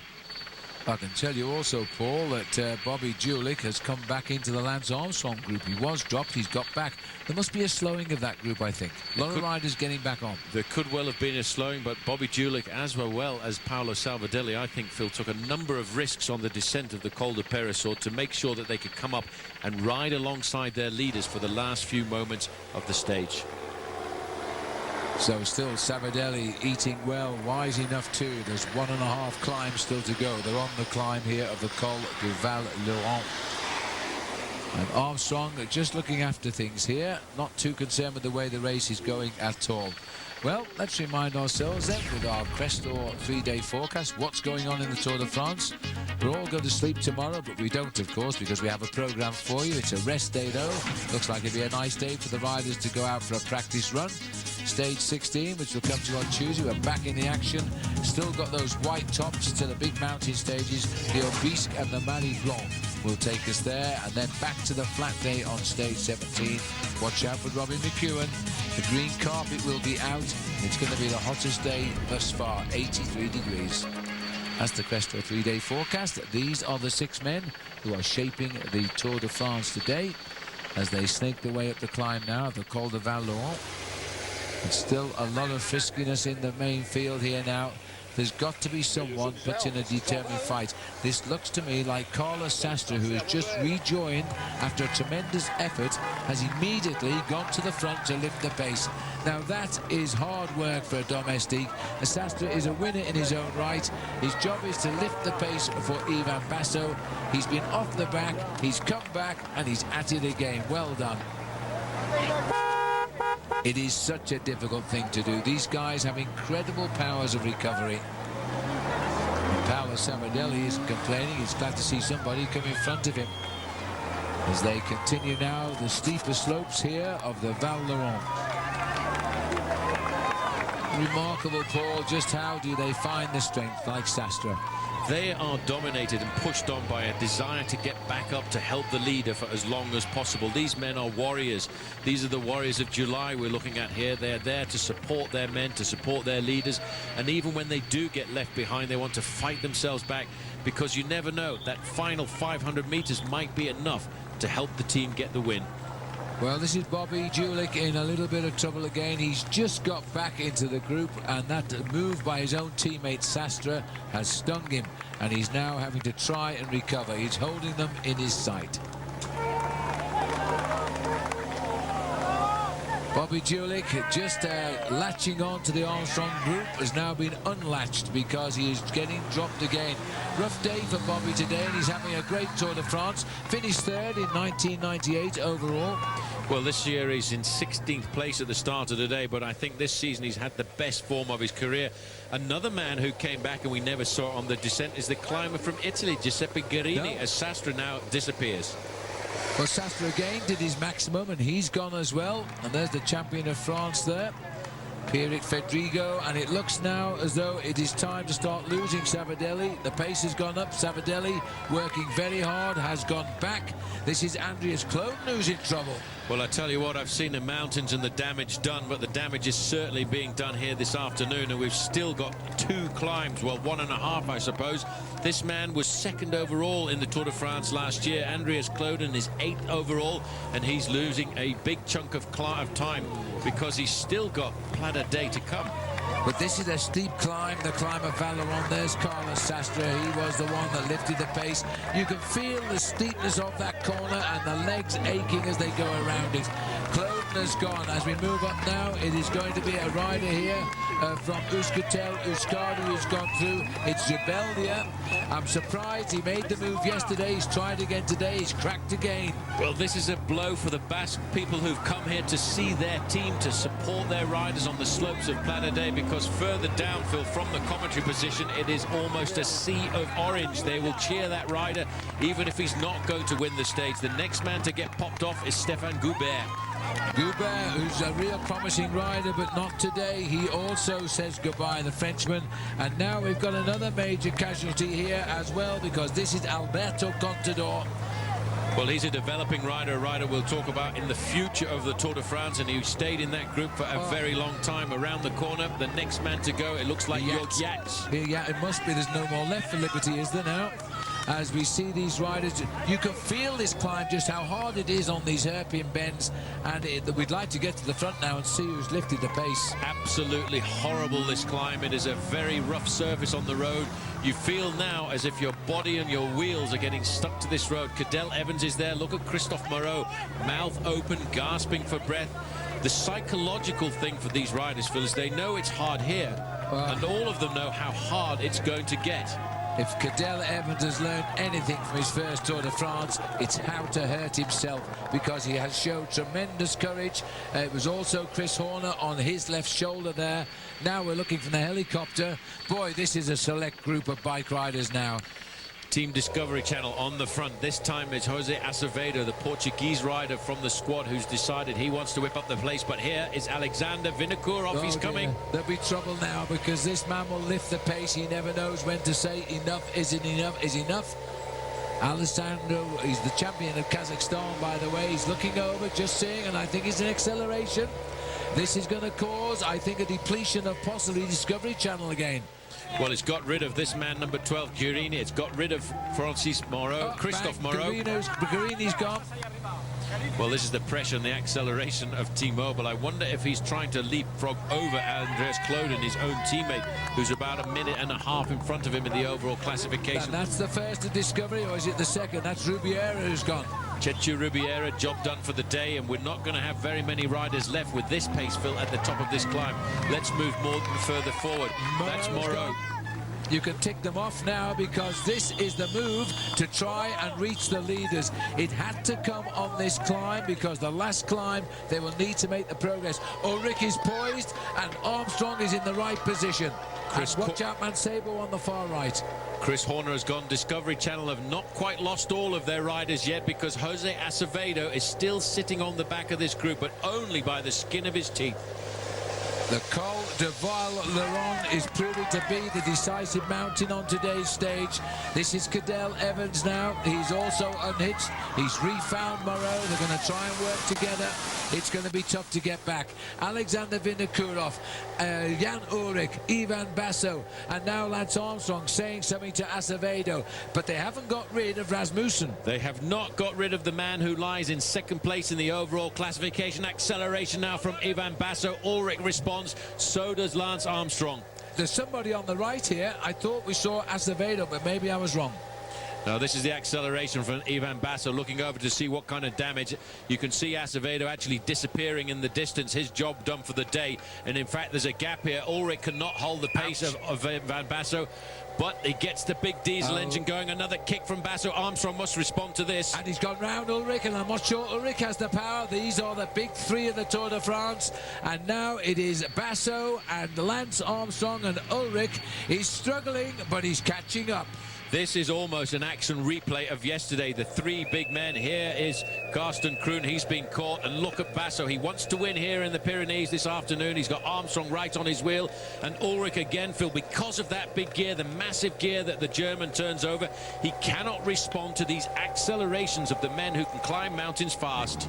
Well, Basso is now trying to race himself into second place. This is Jaroslav Popovic. His job is done. He'll try to just stay in that white best rookie jersey now. This is the chaos on the climb of Val-Laurent, and Michael Rasmussen, his second place is now in serious danger. That's Eddie Mazzolini. He's high up in the overall classification. Started the day in 19th. He's gone off the back. But, you know, just looking through the chaos of the cars here, I can see that Alexander Vinokurov is still in contact with that small group. Two men now. This is the face. This is the mask. This is the big match day for Lance Armstrong. I knew and felt, Phil, this morning at the start he was going to do something special. He's been waiting for this to happen. Looks over his shoulder. He has the presence with him of Ivan Basso, and Ulrich is gapped. Well, the way Armstrong looked there at Basso, he wants Basso to stay with him. He needs Basso at least till he gets to the last climb of the day. It's 2 against 1 just now. Ulrich has just got a fraction of a gap between him and Basso and Armstrong, but he won't give up. I think Jan Ulrich this year has got the best position he's ever had at the Tour de France. He's got the best condition. He's prepared, but the problem is he's had an awful lot of bad luck. Phil, he crashed the day before the prologue. He had a nasty crash on a descent on the road down into Mulhouse, but he has suffered through it. He hasn't complained at all about his accidents, and he's still the 3rd strongest man in the Tour. I've never actually heard Jan Ulrich ever complain, and he's had some serious criticism against him. But look at that. He showed us a great day yesterday. He's fought back into the picture again. Basso's seen him come on, a little bit of an acceleration, just to try and hurt him once more. As Ulrich gets on, I think he's lost ground again. Well, Ulrich is a battler. This is the next group on the road. Vinokurov struggling to stay on the back. That's Leonardo Pipoli in front of him. Levi Leipheimer in front of him. Floyd Landis again. But Alexander Vinokurov, Phil, he has no fear at all. He doesn't care about what's happening in the race. All he wants to do is attack and create damage. Well, that's Vinokurov now sitting behind. That's Levi Leipheimer sitting behind Floyd Landis. Floyd Landis sits behind Rasmussen. Rasmussen is losing his 2nd place overall. There is no doubt about that at the moment. As we're seeing the riders coming clear, this is an amazing break at the minute, but they're really turning the screw hard. They are really turning the screw hard. A lot of riders battling to try and get themselves back into this race. Francisco Mancebo is a long way back. He's a man who started the day in 7th place overall. But what is happening here is the toughest 3 men in the Tour de France are in the 3 premier positions. Ivan Basso, Jan Ulrich and Lance Armstrong are locked together in what has been a very private battlefield over the last 3 years. Ulrich is the man to hang on. Lance Armstrong is the man to try and fly. These 3 unbelievably superb athletes in the world of cycling. They have been rivals for years, and here they are, locked together in battle. All of them too proud to say, I'm tired and I've had enough. Well, you know what, Phil, it is actually almost a little bit sad to see this, because this, I feel, is going to be the final showdown. The 3 great men who have dominated the Tour de France over the last few years, and someone's coming back there. Mancebo, yeah, Mancebo, chased by Landis, Rasmussen, Leipheimer, Leonardo Pipoli. Well, does anybody give up in the Tour de France? Apparently not, because they just suffer and try that little bit harder. Here is now Alexander Vinokurov trying to get back onto the group with Leonardo Pipoli just ahead. This is Armstrong. Well, Armstrong's hiding nothing now either. He wants rid of these boys. There is nothing he can hide. There are no more teammates left to pace him. It's all basically him against Ulrich and Ivan Basso. His face now is getting himself into that zone where he will concentrate. This is the kind of concentration that he applies when he rides time trials, and he rides time trials very fast. Let's not forget there are 6 riders somewhere up the road. There's a bit of debris in between as well, and these boys are riding at just over 9 minutes now behind the leaders, which contains Hincapie and Michael Bogart and Pereiro still. Here they are, chance to have a look at them. This is Hincapie, sat at the back as he's done all day long. He's there for Lance Armstrong. He won't help. He won't help at all. He's just sitting there and waiting to see how the race develops. And I think the most important thing for Hincapie is when it comes down to the end, what he wants to see is whether or not Armstrong comes back, because he knows if Armstrong does come back, he will still be there to help him out. And think about that tactically. If this group of 3 riders manages to catch Hincapie, well, then Hincapie's got himself into a nice tactical situation to help Lance.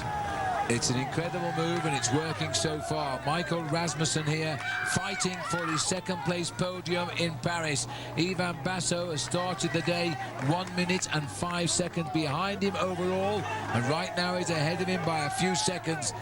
Landis has never ridden a Tour de France as good as this. Mancebo has clawed his way back into the action. All of these riders are not going to give up without a fight. They are pushing themselves to their ultimate limit. Well, we're looking at the 6 leaders, and they've already lost a couple more minutes of their advantage, because it's actually now just slipped down to 9 minutes, and Hincapie is still sitting there looking comfortable. Well, this is Oscar Pereiro as they're on the climb of the Col de Val-Laurent as set at the moment. 23 kilometers to go and they're over the top. That's about 14 miles. And we're nearly inside half a kilometer from the summit. Pereiro takes on a drink from his team helper there. Brochard coming up in second place. Bogart behind him. Meanwhile, down the lower slopes of this climb, Vinokourov has rejoined. And look at this now. A big acceleration by the front by Floyd Landis. Quickly marked there by Rasmussen. That might hurt Vinokourov again. Pipuli is there. Chris Horner hasn't been able to hold on. There is Michael Rasmussen, dreaming of a podium in Paris in his second Tour de France. At the moment, it's a little bit hazy. This is the climbers at the front. This is Pereiro. We're looking for the top of the climb now. In second place is Laurent Brochard. He's sprinting for the point, as he has done. And what a sprint he's pulled out there. Laurent Brochard will go over the top of the Val-Laurent, the leader, as he was over the top of the Col de Peyresour. So Brochard is over. Now 23 kilometers to go, but we now plunge down to the town of Saint-Maurice-Soulon. Then we climb the hors category Plat d'Adet. Can Lance Armstrong reach the leaders? I wouldn't bet against it. We'll take a break. Come back soon. Welcome back at the big 3 of this year's Tour de France. Probably you can say of any Tour de France in modern times. Lance Armstrong leading Jan Ullrich, who leads Ivan Basso.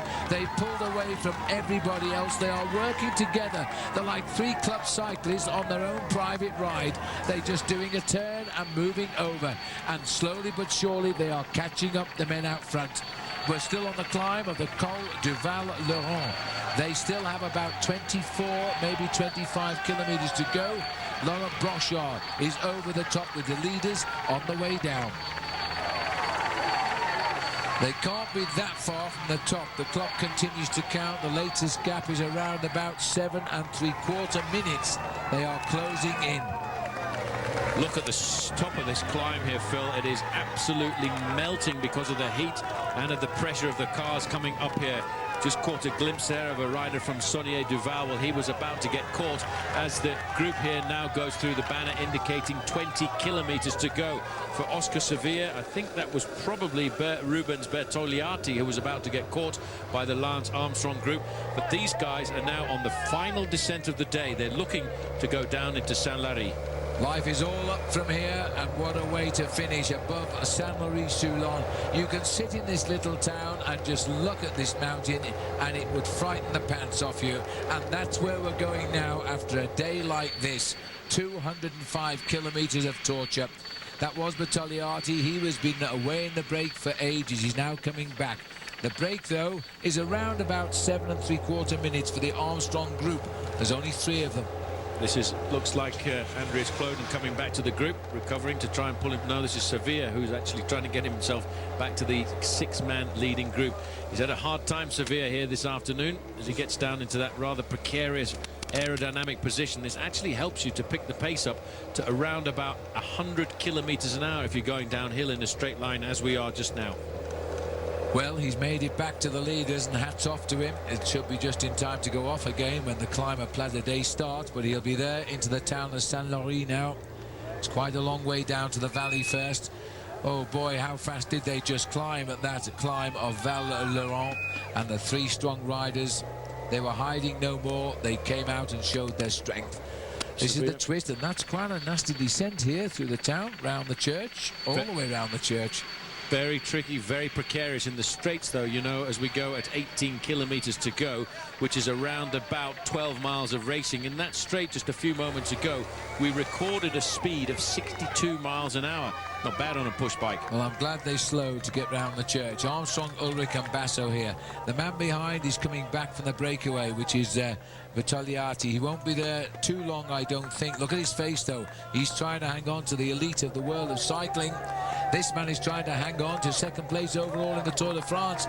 Michael Rasmussen with Floyd Landis, with Levi Leipheimer. They are the riders here now who are trying to get back on terms. This will be Eddie Mazzolini, and he's with Christophe Moreau. They're a little bit further down, but they might race back up to that group. They might do. They might be able to take a few risks on the descent. In fact, it looks very much as if Eddie Mazzolini here has made contact with Christophe Moreau. Moreau could keep himself in the top 10 overall by the end of today, but I shouldn't think there'll be any change at all for Levi Leipheimer and Floyd Landis, because the only men in front of them in the overall classification are actually in front of them on the road. And there's the face of Christophe Moreau, once a winner of the prologue time trial in Dunkirk. His stage win was then in the Tour de France. He's had good form this year, the best we've seen him ride for an awful long time. He's still on the climb, don't forget, of the Val Laurent, as they all are, except the 6 men have gone over the top. Not far to the summit, though, for the Armstrong group. And Rubens Battagliati, gritting his teeth, is staying with them at the moment, which is amazing. Well, that's a great souvenir for that guy, because he's not one of the great climbers of the sport, but what he will be able to say one day or another in his future is, I went over the summit of the penultimate climb of a Tour de France stage with Lance Armstrong when he was on his way to winning the title for his 7th time.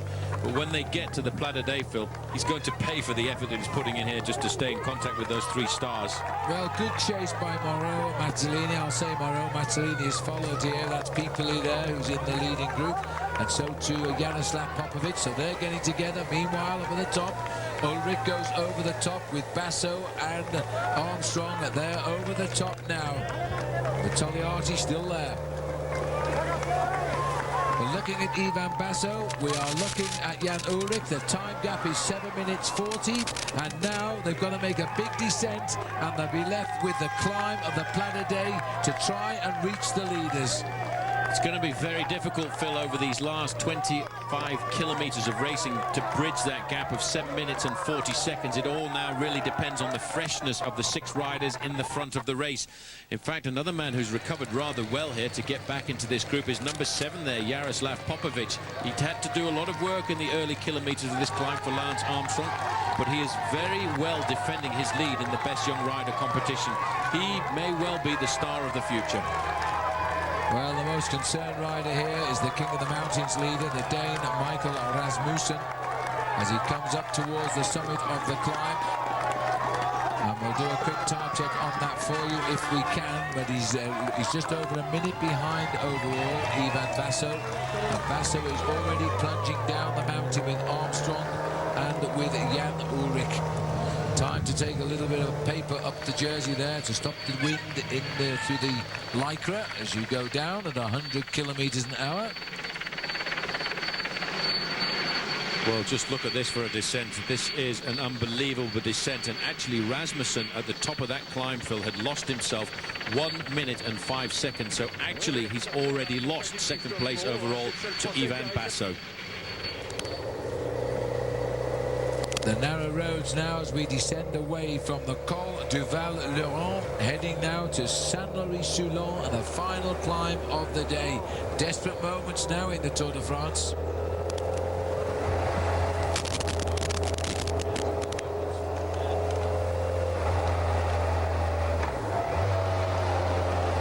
These are the riders here now, reforming here. This is Basso, time for a drink on the way down the Battle of Val Laurent as we go down towards Saint-Laury-Soulon. Incredible bike racing, isn't it? There's nobody shadow boxing here. Everybody is in the bank digging out the reserves. This is a wonderful day in the Tour, and the best men are at the front. See you in a minute. Welcome back. Now take a look at this. The sun here has made the finishing line rather uneven. It's very, very loose indeed, and the riders will need caution all the way home today. And what a day it has been. They allow a group to get 20 minutes ahead, and then they decide to try and catch them. We have had one pursuit through the Pyrenees, and Lance Armstrong, Ivan Basso, Jan Ulrich are now within 7 minutes of capture, with the climb to come of the Plat d'Aix, and we're still a little way to go to that. These are the group here that is leading the charge at the moment. They've just come through the bottom of the climb. This is Saint-Louis-Soulon, the town that's waited to see the arrival of the Tour de France. Then there's only one road goes out in this direction. It is up the mountain, the Plat d'Aix, and once you get to the finish, there's nowhere to go. You just get in your car and come down again. And Oscar Sevilla has got back there, so he's rejoined him at the back of the group now. Fearsome sight, but the big rock in front of us is the climb of the Plat d'Aix. Well, as the riders race towards their second rest day of the Tour, we will have a programme, of course, for you. It'll catch all of the action of this wonderful Tour de France. Stages 10 through 15 will show you the battles in the Alps, the dramas of the Pyrenees. Watch the rest day show tomorrow, 8 p.m. Eastern Time, which is 9 Pacific. Don't forget, though, once the race resumes, the mountains stay with us in the Pyrenees. We climb the Col d'Aubis, the Col de Marie Blanc, on the way to Pau. We will give you live coverage from 8:30 a.m. Eastern Time, stage 16, when we return with all of our live coverage for the rest of that week. Expanded coverage as well, 8 p.m. Eastern Time. This tour's not over yet. So as the riders hit the 10 kilometers to go banner, this is going to be a doer 9.5 climb. There it is, Paul. 10 kilometers to go. They're still clear. George Hincapie will be wondering what he should do shortly. He's going to have to take the responsibility for Team Discovery Channel. Oscar Pereira is the man who's been doing the majority of the pacemaking.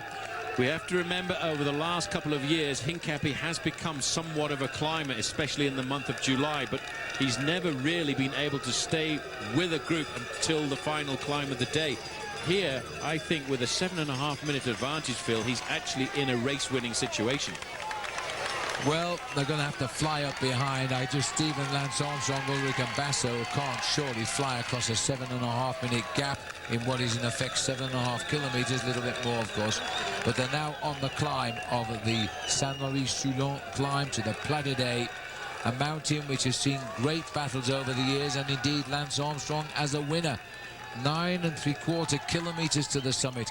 Oscar Pereira, who at one stage was almost the leader of this Tour de France, with a lead of some 20 minutes and a deficit overall of 24. That's all gone now. We're looking at around about 7, and by the time Armstrong gets here, it could be inside 6.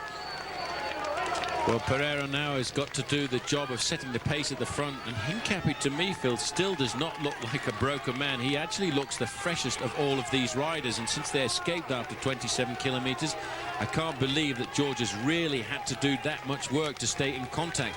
He's very much been in a defensive role here this afternoon, and that is probably going to go to his advantage, because all of these men are extremely tired. It's really a question of survival. I can't see why they should be tired, Paul. They've only crossed half of the mountains in the Pyrenees today. It has been an incredible day. How these guys do it after the way they rode it yesterday. Look at this. Oscar Sevilla, who has been off the back, has decided the best method is to attack and see what happens, and he's got himself a gap. Well, Sevilla is a great climber. We've seen him in the Vuelta a España in the past. Let's not forget, this man was the white jersey, the best young rider in the Tour de France. The strategy here is to try and get himself a stage victory if he can. He's not been riding well over the previous climbs, but if he can cause the other riders to panic, this may well be good for him. But look at the way Oscar Pereira is coming back. Pereira has been the instigator of this move. He's done the majority of the work, and sorry, Oscar, you're not having a win quite that easily. Well, that's going to hurt Oscar now, because Pereira has taken up the race here and has gone straight over the top of Oscar Sevilla. I'm not sure whether this was planned to be quite so early, but Oscar Pereira has got himself a little bit of a lead. Bogart won't like it. Here comes Bogart. George is right behind him, Hincapie, and they've hooked up with Pereira. Now there are 3. Now there are just 3 riders. Michael Bogart making the effort to get across to Pereira. Brochard there paying for all of his attacks. He is going to slip back to 6th place on the road. In front of him, Sevilla. In front of him, Cauchioli. Hincapie responded superbly there to ride across that gap. And if he can climb up this climb, Phil, the best he's ever climbed in his life, he could be looking at a brilliant victory. Well, what an incredible day, inspired perhaps by The loss of the teammate Fabio Casatelli 10 years ago to this very day. Hincapie is now, it's on his shoulders to try and keep the victory in-house. Lance Armstrong, he'll keep his lead in the Tour de France, but he surely can't reach these three. Well, Hincapie didn't ride the Tour de France with Fabio Casatelli. Hincapie's first Tour de France was 1996, but he did ride as a teammate with him for 2 years. Hincapie turning professional back in 1994 for the then Motorola squad. Three talented boys, well known to us. Oscar Pereiro, Michael Bogart, George Hincapie trying to move clear on the climb. The gap is 7 3/4 minutes to the yellow jersey of Lance Armstrong. Bogart, his whole day has been built around winning here at the finish. At one stage, he had 2 riders on his team in the breakaway with him. They've fallen away now. 7:42 is the latest. Lance is still coming in the group. Well, if it comes down to a sprint, I know who my money's on, but I'm sure it won't come down to a sprint. As you can see, Pereiro looking over his shoulder to just try and ascertain what the gap is back to the chasers behind. But we're now down to just 3 riders from what was originally a 14-man group. And Hincapie getting out of the saddle there, but still looks reasonably comfortable. He still does, and he's tucked in nicely. 7:41, we are saying. Oscar Pereiro, Michael Bogart, Lance Armstrong flies the flag for Discovery Channel now as he parts the waves of the crowd. Can he take this? Because I think all hope to a team win now is on the shoulders of George Hincapie. And we are inside 8 kilometers to the end. What a day. We'll see you in a moment. Through 6 Tour victories, Lance Armstrong has dominated in the mountains. He has made decimating his opponent's hopes an annual July pastime. And today we arrive at Lance's final mountaintop finish. He's yet to win 1 race this entire year. And what better way to drive home his 7th Tour victory with 1 final chilling win. Right here now, atop the Plat d'Aix. The final climb of stage 15 is now on OLN. Welcome back. We are now going to stay with the riders on the Plat d'Aix all the way to the finishing line. Uninterrupted coverage. What a battle we are witnessing. These are the 3 survivors of a breakaway of 14 out front from the 27th kilometre today. Oscar Pereiro, Michael Bogart, George Hincapie. At 7.5 minutes, it is Lance Armstrong in a group of 5. It'll be 3 in a few minutes, believe me. There he is down there. 2 of those riders, Jerome Pino and Rubens Battagliati, they're coming back from the front group, and they can't hang on. In fact, Pino is going as I speak. Behind them by over a minute is the group containing Levi Leipheimer, Floyd Landis, and Michael Rasmussen. And just now, Rasmussen is losing his 2nd place overall to Ivan Basso. This is an incredible situation. It looks as though Basso is trying to get away here. He has suddenly turned the screw on the climb. Basso, and here comes Armstrong. He's gone. Well, look at that. Basso slipped away off the front, and Armstrong, with that incredible sprint he possesses when somebody hits him hard, has crossed the gap. He waited to see whether Jan Ullrich was going to respond, and once he saw that Ullrich didn't have that response, Ullrich couldn't go up to the wheel of Basso. He said, right, I'm going to go myself, and he has leapt across that gap again like a scalded cat. He's on the tail of Ivan Basso. These are the 2 champions of the Tour de France here this afternoon. Behind, everybody will have to ride in their own personal purgatory. Well, Ivan Basso took his chance well there. He gave it 100%. He's looking around to see how he's getting on. He looked the wrong way because the man he fears most is right underneath his armpit. And now Lance Armstrong has joined him. Basso would need 2 minutes 47 ahead of Lance Armstrong to get the yellow jersey. Of course, he does get a little time bonus. It might make it a little bit less than that, but it doesn't matter because Armstrong is with him. But Basso just now is going to be confirmed at least in 2nd place in the Tour tonight. Jan Ullrich has been forced to come on alone as well. Bit of a story of the Tour for poor old Jan. He's always alone. He's going to have to ride for himself here, just try and get into a rhythm because it's important for him. It's not really that much of a worry now, Phil, as to whether or not he's going to lose time on Armstrong and Basso. The important thing for him is to get time over Michael Rasmussen if he can, because Ullrich too could be moving up in the overall classification. Look at Armstrong's face. I don't really see Ivan Basso getting rid of him, and I must really think back to the Giro d'Italia. I must question the team's logic in taking him to the Giro d'Italia when he could be rivaling Armstrong here for the win. Well, here we go, picking up riders from the breakaway. That's Heimars Rebellia in front of Jan Ullrich.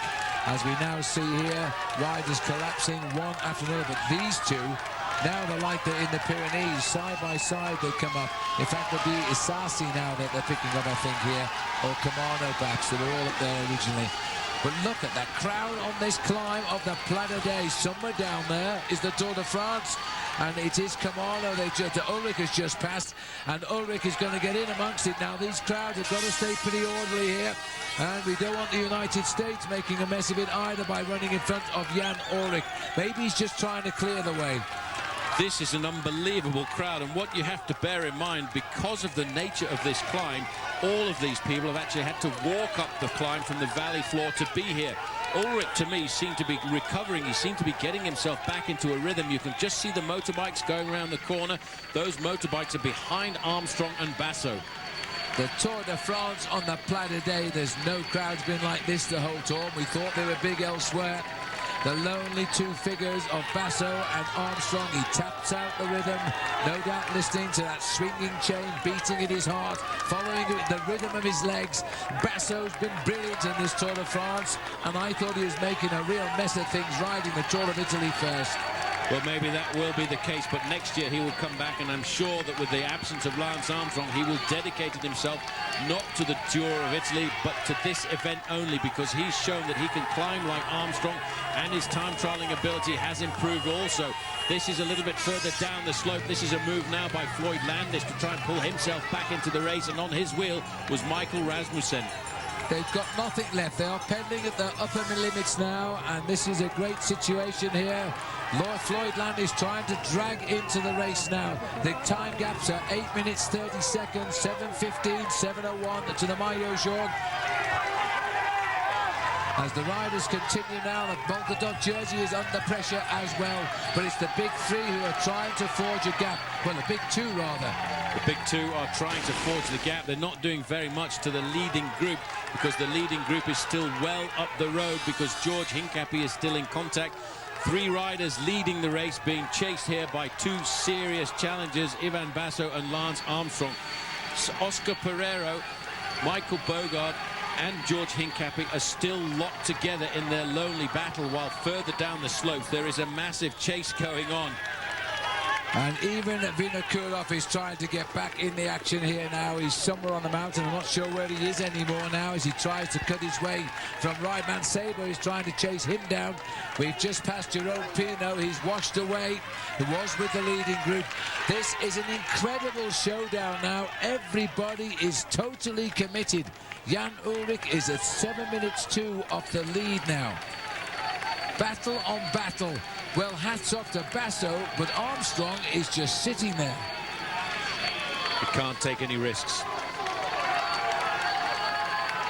Round the rocks of the climb of the Plat d'Aix, Ivan Basso made the move. Only Armstrong could join him. Jan Ullrich is just behind in the cars. The race referees are continually blowing whistles, but so far we are safely coming through the crowd line.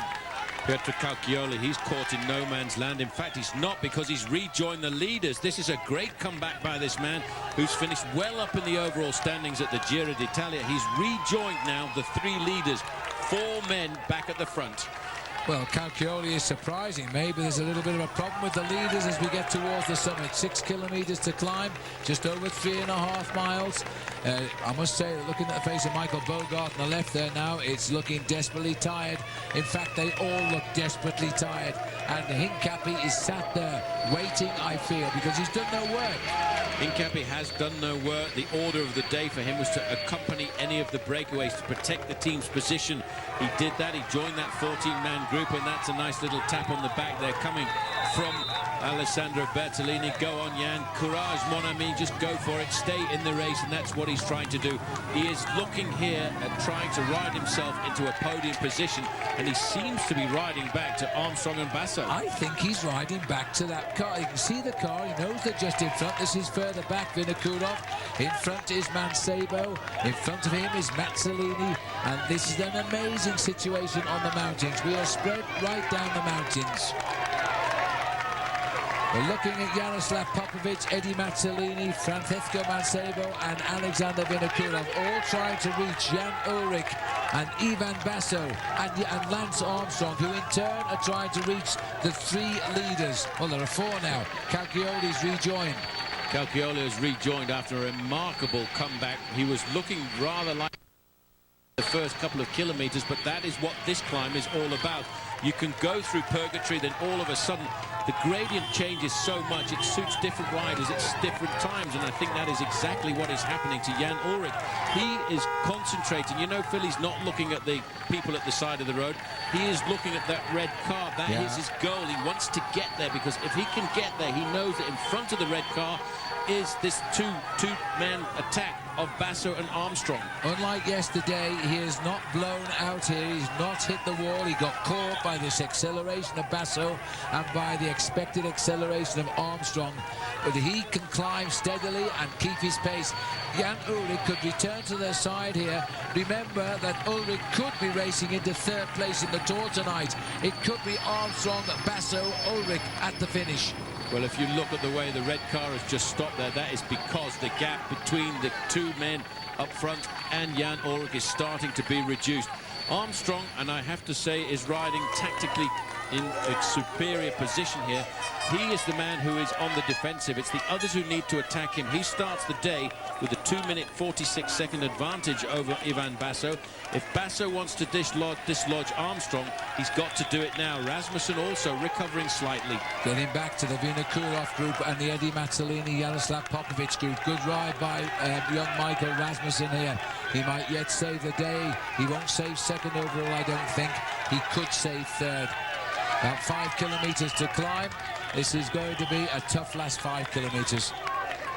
Well, Vinokurov is riding up through the group. There's a lot of chaos on the road. We know at this moment the situation is Hincapie, Bogart, Pereiro and Calchioli at 5 kilometers to go to the finish. But Alexander Vinokurov is actually starting to ride through the field. We've still got caught in no man's land Oscar Sevilla and Brochard in 5th and 6th place, and then it's down to Armstrong.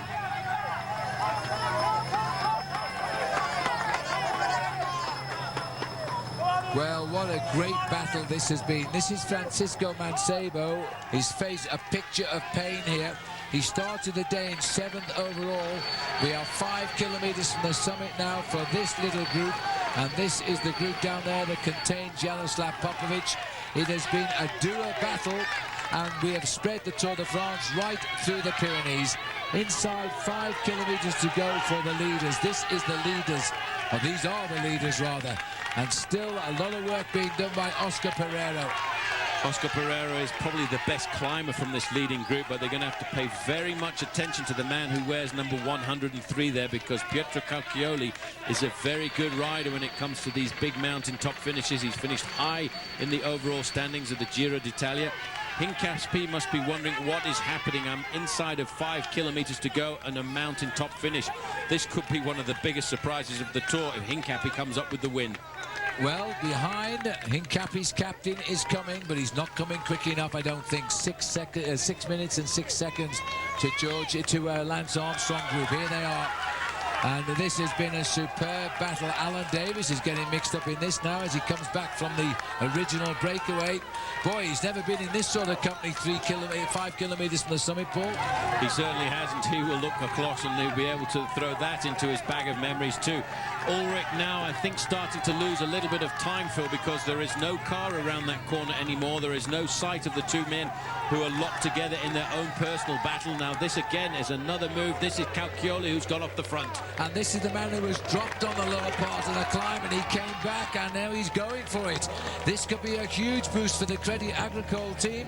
He was brought in to be the man of the mountains for the overall. He's let them down in that respect.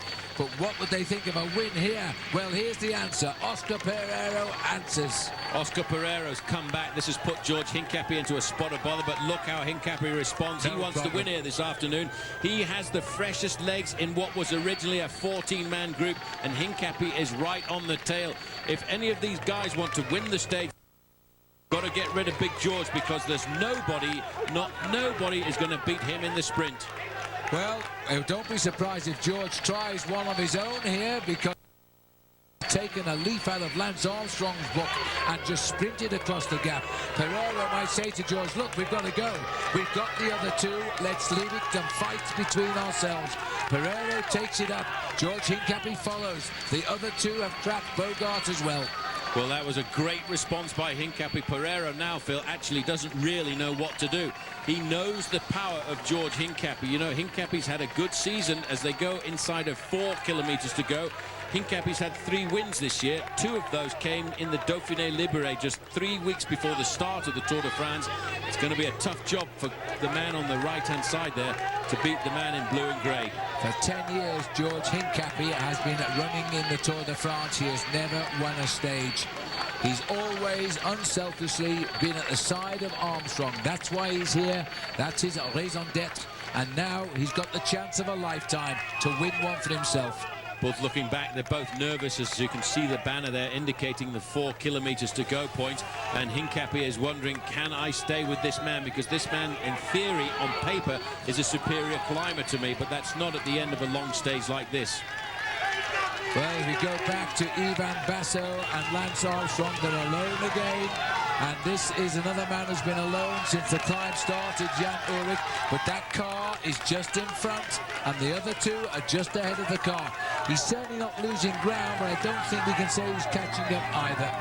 I think he's locked right now in his own personal battle. There's a huge crowd here on the slopes of Paradais, and they knew something special was going to happen. But Michael Rasmussen now is starting to find his rhythm. He wants to keep second place overall. I think that might be just a little bit too far away from him, but he's still battling, Phil, to keep himself on the podium. Well, Armstrong at 5:42 now behind the 2 front runners. And I think Rasmussen is about a minute behind Ullrich, and he's trying to get rid of Vinokurov here as he's desperate now to defend that polka dot jersey. He's okay at the moment. He's holding 3rd position in the race. I think it's fair to say he'll lose 2nd. I think he will lose 2nd unless he does something very magical before the end of this race here this afternoon, but he's in a strange position. Came to the Tour to win a stage and win the polka dot jersey. He never thought he was going to be battling for a podium position. And it looks as if there's a spectator there. One of the Basque spectators got in front of the television. And if you do get in front of a motorbike when a motorbike's going uphill, it can be rather dangerous. Well, that is very unfortunate for everybody concerned, but our pictures are here now with the yellow jersey of Lance Armstrong and Basso. While down, but and there's been a crash. Oh, that's the pictures again.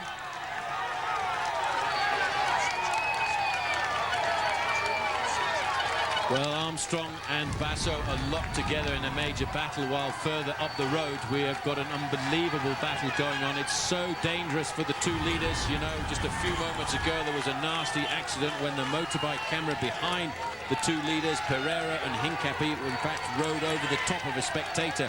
But I have to say, Hincapie is looking very calm and collected, and he will get more excitement, Phil, as they get closer to the summit of this climb. Every kilometer that goes by, I think Hincapie is going to feel just that little bit more solid, and he'll start to get himself into the skin of a winner. Well, George knows now that Lance is not going to join him on this climb. We're 2 miles from the top. 5 minutes 20 is the gap. The battle for the final yellow jersey in Paris is right here between Basso and Lance Armstrong. The battle for first place today is between Pereiro and George Hincapie. Well, they've just gone under the banner indicating 3 kilometers to go to the summit now. This is really quite a remarkable performance by Hincapie.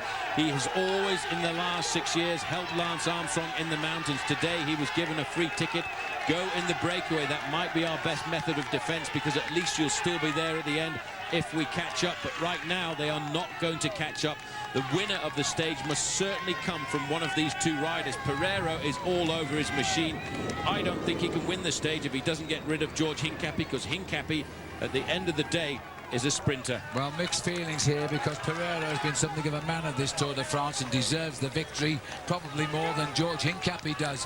Further down the slope, though, Basso still working with Armstrong. Neither of these boys have cracked. They are not shirking their duty. They are getting on with it. Not far off our camera is Ulrich. Ulrich is actually only 22 seconds behind Armstrong and Basso. And going. Look at this. This part of the climb is actually starting to suit him. This is a very strange climb. It's a horrible climb, because there are moments when it's steep, there are moments when it's flat. It actually suits the pure climbers, because they are the guys who can change their rhythm. But for Ulrich, who's the powerful climber, he can use his big gears on the flatter part of the course. The crowd is ballistic here. They are cheering on everybody. They are probably hoping that Oscar Pereiro is going to take the win. But if Hincapie takes the win, they shouldn't worry too much, because he can speak Spanish too. Well, the gap back to Armstrong now is 5 minutes 22. He won't see them till the finish. These are the 2 riders making the waves up here. Look at this as they crash through the people from Spain. Number 4, George Hincapie, 68 is Oscar Pereiro. Both deserve the victory, and they're going to take it to the line, because nobody's going to catch them. And I don't think anybody's going to drop George Hincapie, because he's getting the bit between his teeth. He can feel more confidence. He is looking up there at the banners. He knows the finish line is getting so much closer. The 2 riders who are chasing a little further back are actually around about 30 seconds in arrears. We've just had the running of the bulls in Pamplona. Well, this is the running of the Basques on the slope here of Plada Day. Well, a Spanish rider had to be in the frame somewhere, and he's not a Basque rider, but he's certainly Spanish, and that's a Spanish flag. And Oscar Pereira is riding on a tidal wave of noise here.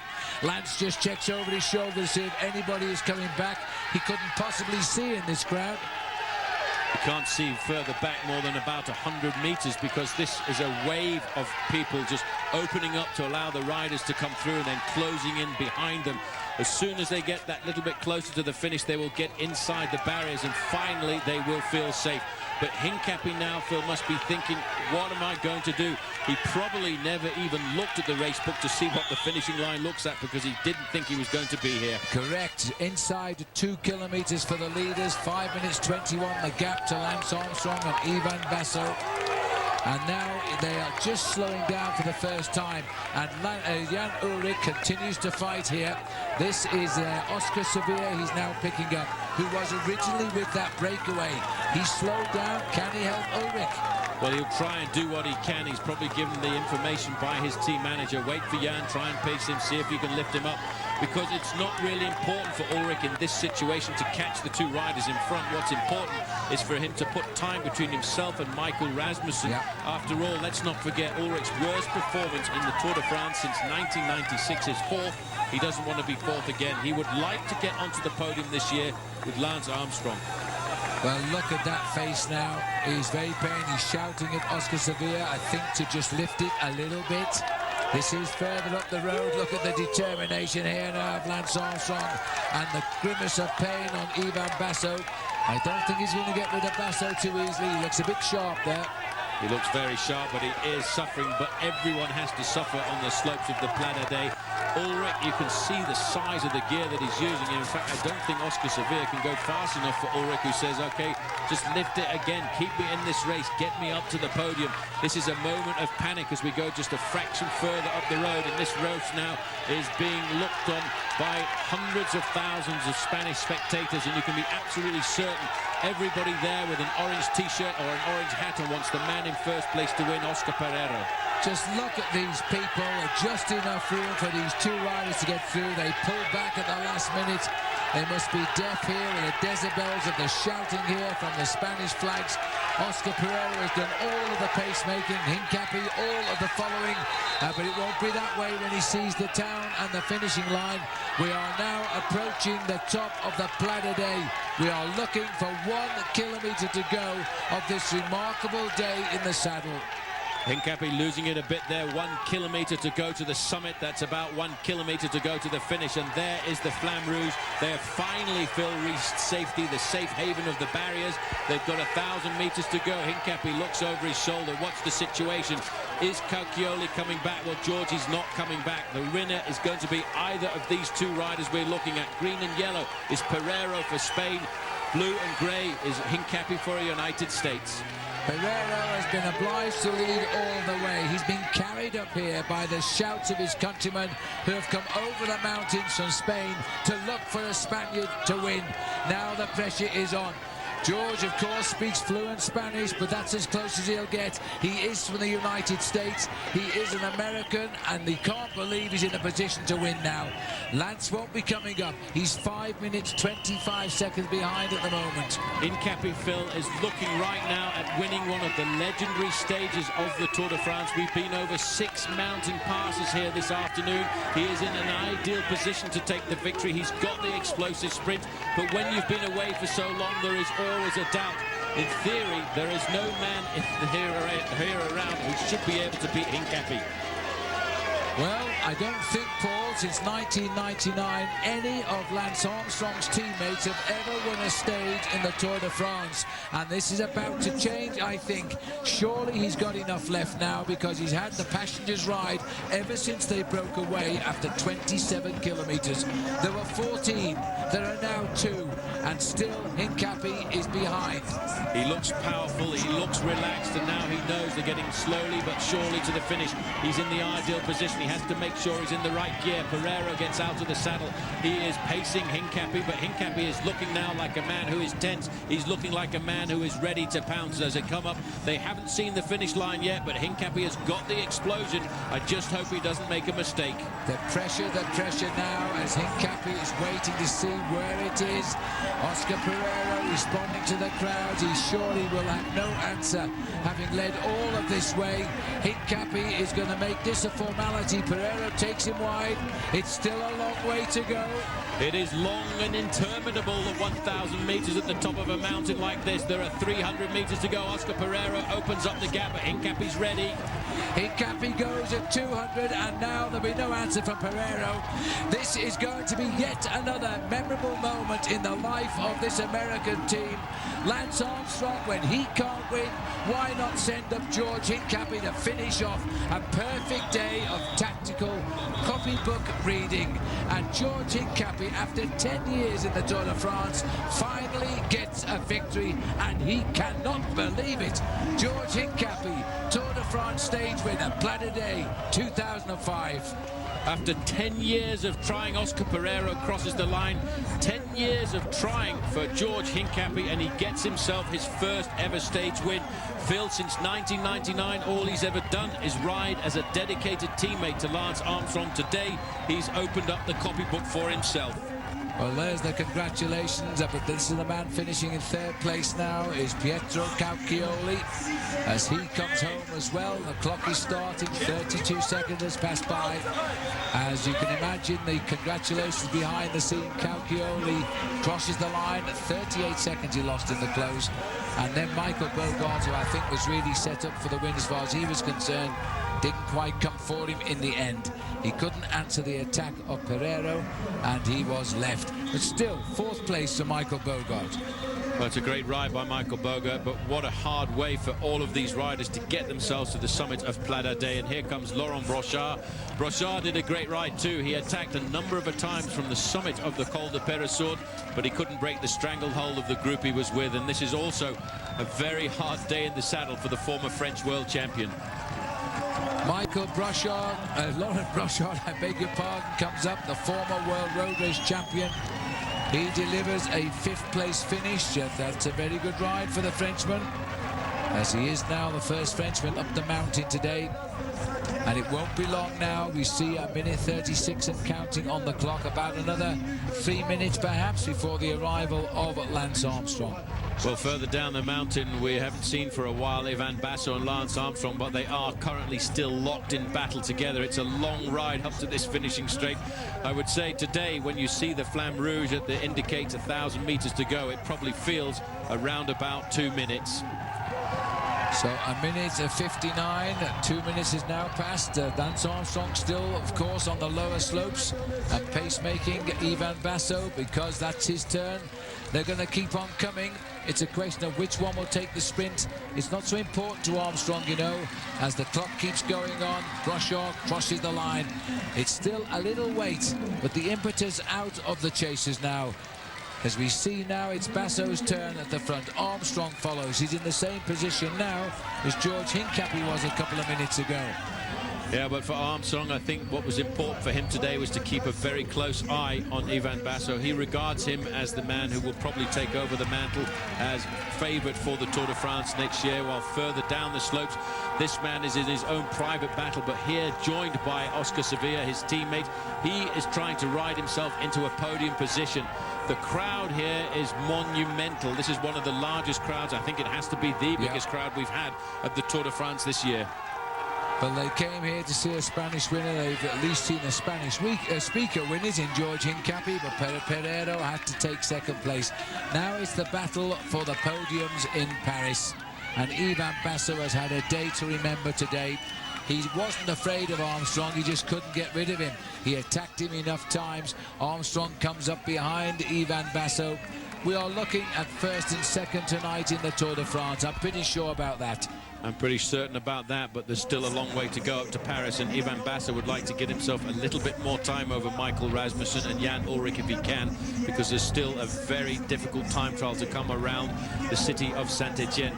Look at these faces. These are faces of riders who've been in the saddle for almost 200 kilometers of racing here this afternoon, and now it is almost over. It's a question of pride, I think, for Ivan Basso to ride alongside Lance Armstrong, but I still question why the team sent him to the Giro d'Italia. He grits his teeth now, he kicks again, he knows he's carrying up towards the finishing line. The man he fears most in the world of cycling, Armstrong. Over 4 minutes has now gone by, and they're in sight at 350 meters, and Armstrong has got himself in just the position to sprint by to take the next place. He's sprinting for 6th place. I don't think he's going to sprint here. He's quite happy to be in the company of Ivan Basso. There are no more time bonuses at stake, so 6th or 7th or 8th position is not really all that important for Armstrong. I think he'll just be happy to stay and cross the line in the same time as Ivan Basso. All he's got to do then is stay exactly where he is and let Basso have his moment. He would cross the line in 6th. As they drive on towards the finish, Armstrong just eases out of the sun. You're right, he is not going to challenge Ivan Basso. These two have raced one-on-one all the way up the mountain. They have thrown their best punches at one another. Now they're going to cross the line together to live to fight another day. And what a day this was between these two riders. Ivan Basso deserves that place. 5 minutes and 4 seconds down.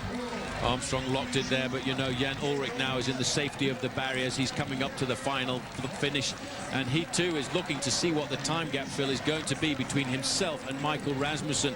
But Armstrong consolidates his position at the top of the overall classification today, as Jan Ullrich has got his own personal battle a little bit further down the slopes to see whether or not he can see him pull himself up into the podium.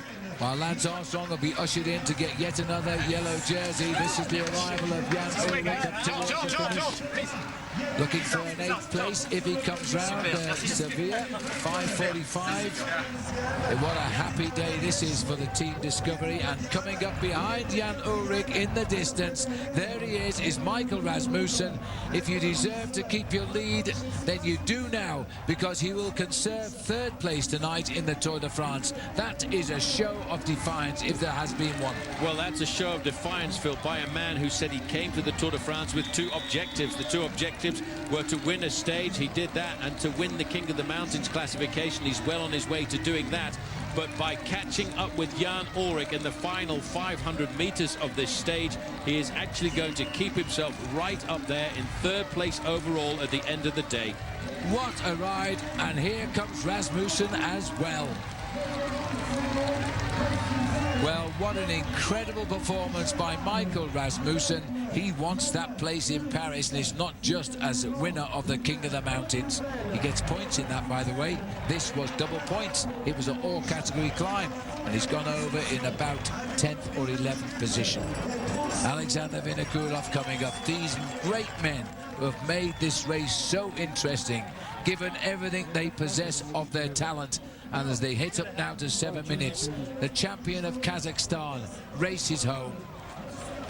It's an interminable long way. He's still fighting for seconds to keep a high place in Paris. Every second counts. In and out of the saddle for Alexander Vinokurov. The clock continues. And as he races up towards the line, this has been an incredible day and a victory in 10 years by a member of the Team Discovery, George Hincapie. Clock says 7:35. As we look down here, I think we've got George Hincapie. He's now with Craig Hummer. George, this has to be an amazing day, and that probably is an understatement. Your early season success, of course, the success in the Dauphiné, but how would you rank this in your life experiences? Oh, I'm in shock right now. I mean, this is unbelievable. I was coming across the line, and I mean, just the emotion that you feel is just unbelievable. It's indescribable right now. Since 1999, no teammate of Lance's has won a stage beside Lance Armstrong. You enter the history books. Here's Johan, and of course, a great day for the Discovery team. Talk about how you were the one that was told to go in the break today. Did you just say you had good legs? Well, no, actually, it's funny because, you know, yesterday we had a little bit of a bad day, and it wasn't even part of the team plan, but I said if I was in the breakaway, then I could wait for Lance. You know, if we had 10 minutes and if there was a crisis, I would just go back and wait for Lance. But all of a sudden we had 18 minutes and we're going, uh-oh, and then the team had a great day today from what I hear. So Dirk and Johan was just like, just go for it, man. You're there, and you don't have to come back, and just do what you got to do. So it worked out amazing for me. Lance is known, of course, for reconning the finishes and riding these mountain stages. Had you ridden this before? Did you know how the finish was going to be? I did this stage also about a month ago, and I knew how hard it was. I knew that, you know, I ate as much as I could today. As I knew last time I did it, I was completely bonked with 3K to go. I almost didn't make it to the top, and that was training. So today I was like, I'm not bonking, and you know, I covered the attacks the whole way up the climb, and you know, I'm in shock right now. It was amazing. Well, it's one for the ages. Go enjoy your time on stage. Thank you. Thanks. Absolutely. Well done, George Hincapie. 10 years he's been riding the Tour de France. He gets his first stage win. We'll be back, of course, here at the finishing line as we look at all of the riders today. But George was the man. Go in the breakaway, do what you can. I can win a stage, he says, and he did. We've still Lance to come, of course, and there's still the podiums to show you. Don't go away. This has been a marvellous day of racing in the Tour de France. Well done, George. Welcome back. The Tour de France, the Pyrenees, and again they have produced some incredible situations. But today, what a battle, and it finishes again with victory for Team Discovery, but not Lance Armstrong. Note the name, George Hincapie. Absolutely brilliant. Do you know, George didn't start stage 15 in 1996, his first Tour de France. Now, 10 years on, he wins it. What a stage to win, Phil. This was a monumental stage, a legendary stage. He's been over some of the greatest climbs of the Tour de France and its history. And I don't think he could really believe when he went away after 27 kilometers he was going to stay clear to the end. And I think the joy there is quite evident. Well, this has been an incredible situation, and then 4 or 5 minutes later, Lance Armstrong moves in and gives George a big hug. So with our Pacific Life stage results, George Pereira gets second, and Cacchioli, he gets third. Hincapie's the man, though, 6 seconds, 38 seconds. Michael Bogart, 57. Laurent Brochard is 5th. All of those riders part of the original 14-man breakaway. Then came the rest. Ivan Basso, he will probably be second tonight, we don't know yet. Lance Armstrong finishes 7th, same time. Oscar Sevilla, but look at number 9, Jan Ullrich, only 4 seconds ahead in the end of Michael Rasmussen, who will certainly have saved at least plummeting off the podium places in Paris. Mancebo is 11th. Leipheimer, 7:54 on the winner today at 13th place. Heimar Zubeldia, he finished 15th at 8:47. Boy, these are big time gaps. Cadell Evans fights on for Australia in 16th. Floyd Landis in 19th for Phonak. The battling Alan Davis, who for a moment was riding alongside Basso and Armstrong, finally came home in 20th place, 10 minutes 37 seconds behind George Hincapie. Well, we look down on this mountain. This is the town of Plat d'Adet, way above the village of Saint-Laury-Soulon. And let's have a look if we can take you through the action of the day here now. Just go with us with these attacks, Paul. First, it was Alexander Vino who started the move. Vinokourov, as it was yesterday for T-Mobile, went out, wanted to try and set something up, but the man who decided to take up the reins was Ivan Basso, third overall in the Tour de France last year. But what all of these attacks did was create a very select group at the front of the race. The men who have been the stories of the Tour de France over the last 4 or 5 years, Ivan Basso, Jan Ullrich and Lance Armstrong. That's what it was all about, and basically it was all about. Move after move. When it was Ivan Basso saw his chance disappear, Lance did it quickly. He went round Jan Ullrich. There was no reaction from Ullrich. Gave us one of his dances on the pedal. These three men were locked together for many, many kilometers. Imperial on the slopes of the Plat d'Adet here this afternoon. Jan Ullrich was, of course, battling. And Armstrong himself was just sitting back and seeing how the race developed. He was in a fabulous position to be, because all he had to do was just control the attacks of Ivan Basso at the end of the day, because he was basically controlling now the closest man to him in the overall classification. What a wonderful attempt to break. He will win. If he does win indeed this 7th Tour de France, he will have had a battle, because the rivals have always thrown their best effort, and this was no exception today as Basso leads home Armstrong. Let's go to the podium, because out comes George Hincapie. Salutes the crowd. He started in 1996 in his first Tour de France. He's never done this before, and he's enjoyed the finest times. He has, of course, been part of the Team Time Trial squad when he's been winning stages. But it's rather special when you win on your own. Absolutely. Normally, Hincapie wouldn't be a man to win on a flatter stage in the sprint. But here, he won at the top of the most grueling mountaintop finish at Plat d'Adet, and he'll be very happy with that performance. And I think at the dinner table tonight, there'll be some celebrations, because Lance Armstrong will be more than happy to see Big George, his mate, and the only man to ride with Lance on all of his victories since 1999. He is such a quiet, modest guy, George Hincapie. And now he's being told by Bernardino to nip across and shake hands with the other dignitaries. Hincapie, the champion. Let's go to the Nike general classification. Lance Armstrong, the leader, by the same gap, 2:46, but this time it's over Ivan Basso. Michael Rasmussen drops to 3rd, but stays well clear of Ullrich because of his fight back towards the end. Francisco Mancebo is the big climber today. He's up from 7th into 5th, and that will be at the expense of the two Americans. Levi Leipheimer, Floyd Landis just go down 1 place each. Vinokourov still safe in the top 10. Christophe Moreau, Andreas Kloden. Cadell Evans also climbed up today, another place for him to 11th. Popovic in 12th, he'll keep his white jersey. Zubeldi is doing well now in 13th. Jörg Yats completes the top 15. Well, the race really did change around quite a lot here this afternoon, Phil, and that was all because of this climb that they came up right down towards the end, Plat d'Adet. So don't forget, up next it will be outdoor investigations. The tragedy of El Capitan. A rock climber is forced to fight for her life. That is up next. We've done plenty of rock climbing today as well, so enjoy that here on OLN straight after this coverage of the Tour de France. Well, we're going to take another short break. We've still got Lance to appear. We hope to have a conversation with Johan Brunel and Lance Armstrong. What on earth have they got to say now? They win the stages and they're looking like winning the Tour. Be back in a moment. We'll be here waiting for you. Welcome back. Number 1, yes indeed, the number Lance has carried since the year 2000 after winning the 1999 Tour de France. But it's not number 1 we're looking at now, it's number 4, because for the first time somebody else has done a bit of winning today. George Hincapie has taken the stage here at the Plat de Day, some 9 kilometers above the town of Saint-Lary-Soulon. And Craig Hummer is now talking with the team director of Team Discovery. Who else but Johan Bruneel? Let's go down to him. Johan, in your wildest dreams, as you guys planned the stage for today, did you see something like this happening?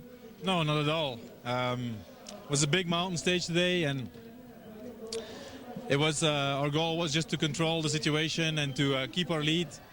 And it wasn't planned at all that George was going to go in a breakaway, but he got in there, and then he was just in a dream situation. You know, he could stay on the wheels. He didn't have to work, and he felt pretty good the whole stage. And yeah, it's just great to see him win the hardest stage of the Tour de France. It's a big reward for a great teammate.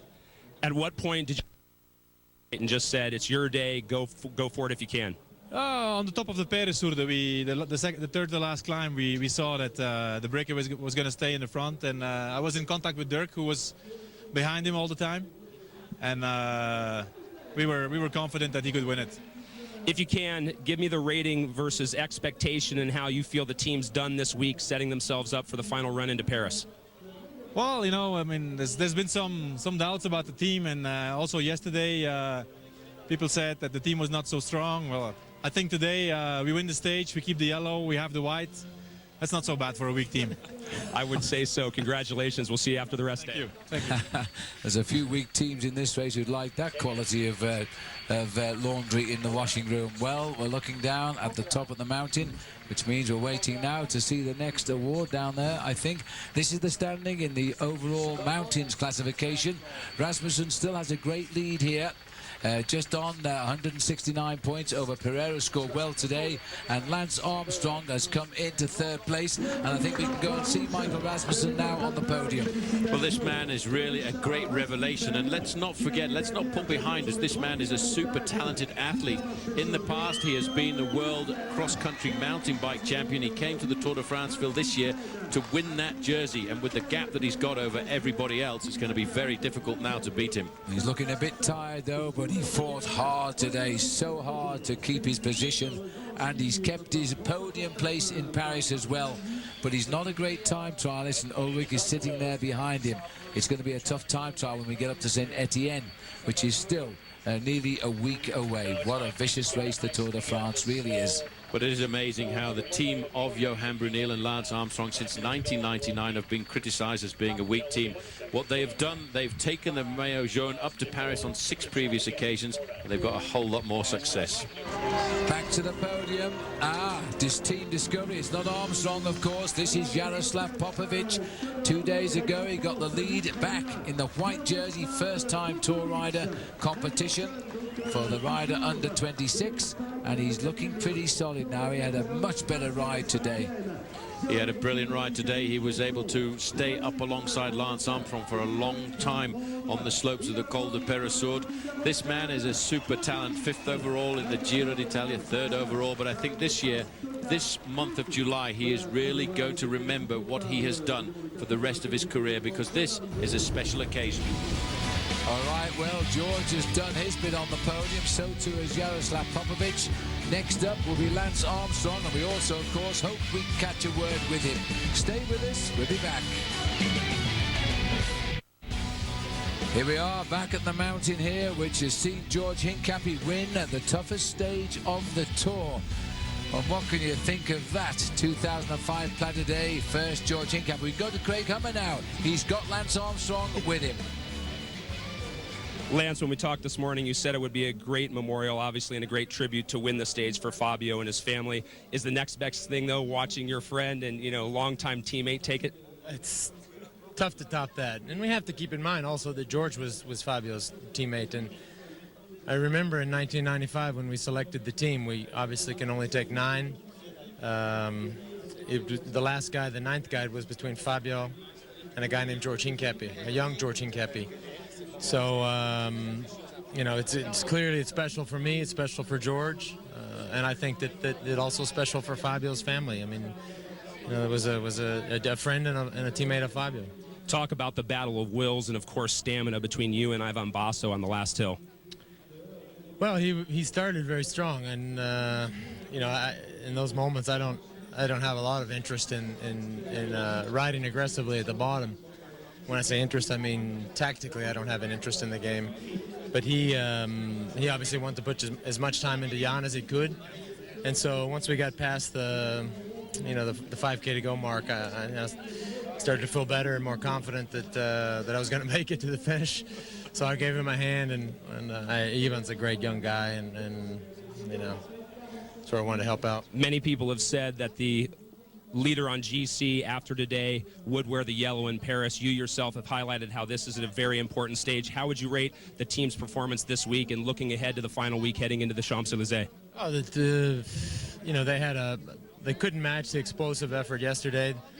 The T-Mobile set, but nobody could. You know, I have to keep in mind that after 500 meters, there was nobody left, and so that's not their truc, as they say here in France. That's not their thing, but they were great today. They kept me company. They kept the tempo, the perfect pace, and you know, we got to the critical moments and we're just hanging with the favorites. All right, well, you've earned your rest day. We'll see you on Tuesday. Thank you. Yes, indeed, and he deserves his rest day too. Look at this, is our Nike general classification. It's now Ivan Basso, his arch rival, and one has to say his friend as well, in second place. 2:46 is the gap as we go into our second rest day. Michael Rasmussen is still in the podium position as he was when we went into our first rest day. He's down from second to third. Jan Ullrich is now out of the doldrums and up into fourth, but 5:58. The final time trial is going to be some time trial. Francisco Mancebo climbed today from 7th into 5th at the expense of the two American riders, Levi Leipheimer and Floyd Landis. Landis there, though, just on 10 minutes down. And looking at the top 10, Andreas Kloden, second overall last year at the end, is now 12 minutes off the pace of the same man who beat him then, Lance Armstrong. It's an incredible overall situation, this. Cadel Evans, the newcomer from Australia, up in 11th, and that's his first time in the Tour. Jaroslav Popovic, teammate of Lance's, of course, his first Tour, he's 12th. Heimar Zubeldia, he's been here before, now comes in at 13th. Mazzolini, always solid at 14th. And Jord Jaks completing there the top 15. Well, I think it's about time, and there he is, Paul, on the podium. How many yellow jerseys is it now? Well, I'd make it around about 77 now, Phil, and that is pretty remarkable. There's the man behind him who wore the yellow jersey for 78 days. Armstrong, I don't think thinking about these records here in the Tour de France. All he's thinking about is forward now to the Champs-Élysées in Paris. But there's a long, hard road right up through the middle of France if he's going to take that yellow jersey all the way. And after a rest day tomorrow, there's still a very difficult stage in the Pyrenees with the Col de l'Aubisque and, of course, the Col de Marie Blanc. And this is how the day was won. Two riders, the remnants of a 14-man breakaway. George Hincapie's idea was to go in a break, get 10 minutes and hope that Lance would come up. When they got 20, by the time they got to the Col de Peyresourde, already the orders had come, go for yourself, see what you can do. This is the answer. After 10 years riding the Tour de France, Lance Armstrong has to give best to his teammate. And there we have George Hincapie, the winner. And this is our Bank of America standings of the Americans in the Tour de France. Well, Lance Armstrong obviously at the top. Levi Leipheimer in 6th position, 7:35 back. Floyd Landis looking pretty good, 9:33 in arrears. Bobby Julich actually had a fairly bad day, but managed to hold on to 16th place, 19:03 back. And George Hincapie, with that ride today, climbs up into 18th place. That is the best position he has ever had in the Tour de France, and we're not too far to go. All right, we'll take a break. When we come back, Alan Bob will be back with Chris Carmichael. What a pity Bob Roll didn't pick George Hincapie today like he did at one stage last week to win a day. He might have been in yellow as well. We'll be back in a moment. Because of our extended coverage today on OLN, E-Force will not be... Instead, we'll have Outdoor Investigations El Capitan. That's coming up on OLN in just a few moments. Al Troutwick along with Bob Roll and Chris Carmichael. We've talked about it a lot. A guy like Lance Armstrong has a pre-stage strategy, and yet you have to react to what's going on in the stage. And he did a complete change of address of what I'm sure he expected to do. When he got the news that George was in the stage, what do you think went through his head? Well, ecstasy. He's very happy. You know. with Lance through every Tour de France he's won. He's the only person that has been with them all 6 Tour de France's. They're closest of friends. They started their pro career together. They're just they're best buddies, and I'm sure Lance was very, very happy for him. Bob, you spent your career doing a lot what George Hincapie has done for 10 years. The look on his face was like, I can't believe I finally have a moment for me. Yes, absolutely. Most pros spend their whole careers never winning a stage of the Tour de France. A lot of pros spend their whole careers working for somebody that's capable of that, like Lance Armstrong, that George Hincapie has done. But you always hope, you always continue to hope throughout your career that eventually you will have the chance to do that. And because George didn't have to work throughout the stage, because Lance is in the yellow jersey, he had the chance to go for the stage win himself. This is the domestique's dream. This is what a lot of riders, besides the top stars of the sport, live for and stay motivated for.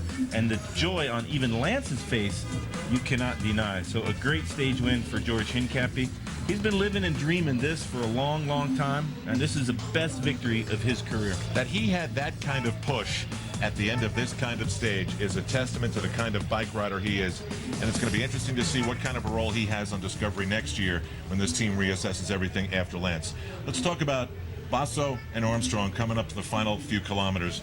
Lance, to me, looked like he could have gone at any time and did not. And I guess it's in his mind, why would I want to just gain 30 seconds or maybe gain a minute? Why would I want to do that in this particular circumstance? And it brings certain conversations about sportsmanship to mind. Yes, absolutely. I think Lance Armstrong, as well as anybody in this bike race, he knows the classic history. He knows the unwritten rules of the sport. And he also has so much class as an athlete. He knew he wouldn't be able to gain that much from Ivan Basso, so he just followed him. And he let Basso get time from Rasmussen and Ulrich throughout the stage. And don't make any mistake about it, Basso was incredibly strong throughout the last 2 climbs of the bike race. And Lance Armstrong, content to sit on the wheel and consolidate more power in the yellow jersey, didn't expend as much energy as he might have had to if he was attacking. We still have a long ways to go in Paris. So still a long bike race, another big-time trial, a stage on Tuesday in the mountains. So Lance Armstrong, I think, doing the most sportsmanship and classiest ride that we've seen in a long time in any sporting event. Chris, you know what Lance looks like when he's good to go. You know, Lance, I think he was content to follow Basso.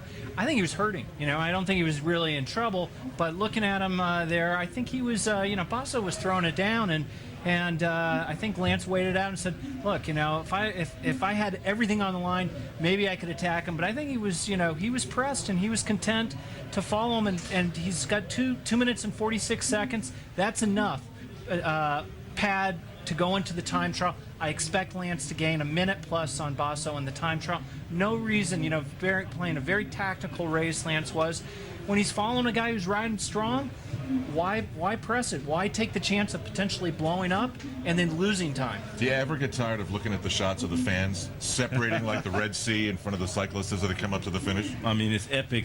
Year in and year out in the mountains, that's when the tour comes alive. And when you see the ocean of people part for the yellow jersey to come through, that image will be with us for a long time. Chris, tomorrow a rest day. What will someone like Lance Armstrong do? 2.5 hours on the bike. That's all, just 2.5 hours. Yeah, they'll go out. It's really important that he does a couple good efforts. You want to keep the race rhythm and pace. Sometimes they'll get behind the motor, behind the director's car, go back up to race speed, race sort of intensity for a little bit, pull out, they'll do some exchanges, and then cruise in and have as easy a rest day as they can. All right, now let's talk about quickly, after the rest day, we've got stage 16. That's no easy stage. We're not out of the Pyrenees just yet. We've got some Pyrenean climbing to go. We're going to spell it out for you in the map presented by Mitchum. But as we talk about this stage, talk about Basso's been able to keep up with Lance in these mountain stages. He's paying for some prior transgressions. And Ulrich now in the last 2 days has been dropped and unable to keep up. Well, when we look at the profile for the next stage on their bike race, that'll be Tuesday after the rest stage, starting in Morinaux, brought to you by Mitchum. It's a pretty long stage. You got this, the Marie Blanc. That's a tough stage at Category 1. You also have the Col d'Albis, which is beyond category, almost 2,000 meters in altitude, all the way to Po, 180 kilometers. Still a couple of chances, but generally when there's that far from the finish of the last climb on the race course all the way to the finish of the bike race, generally speaking, any attacks that would come on the obese will be neutralized in the long run into the finish line amongst the GC contenders. That doesn't mean we will see an early breakaway, try to get lots of time and fight it out for the finish line. So Tuesday, the very last chance for somebody to come up against Lance Armstrong again in the mountains. But I think it's going to be a good stage for other reasons. From what we've seen in the mountains so far, Chris, and Ulrich and Basso, those are the two main guys. Have you seen anything that says, you know, Lance still has to be wary? Well, he does. You know, the race isn't over till Paris. It's just not. You know, Tuesday's not an easy stage. You can't take anything for granted. And actually, they cut across to where the final time trial is, and there's some pretty decent hills. And there, you know, guys will look for any opportunity. So the team has to be attentive. Lance has to keep an eye on things. Remember, a crash or the flu could happen just around the next bend. Thanks for joining us for our expanded coverage of Stage 15 in the Pyrenees. We had more of those wild images through the crowds. Somehow Lance and everybody else got through. Tomorrow, the rest day, and we'll recap all the mountain stages beginning at 8 p.m. Eastern Time, 9 p.m. Pacific, so you have every opportunity to get your tour fix.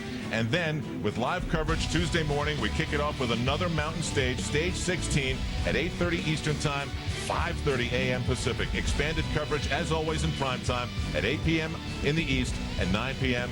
in the Pacific time zone. Our OLN team is outfitted by LL Bean. Go to llbean.com and find out more about our coverage at olntv.com. Upcoming next, Outdoor Investigations El Capitan. For our entire crew, we ask one last question. How the heck do we get out of here? See you Tuesday.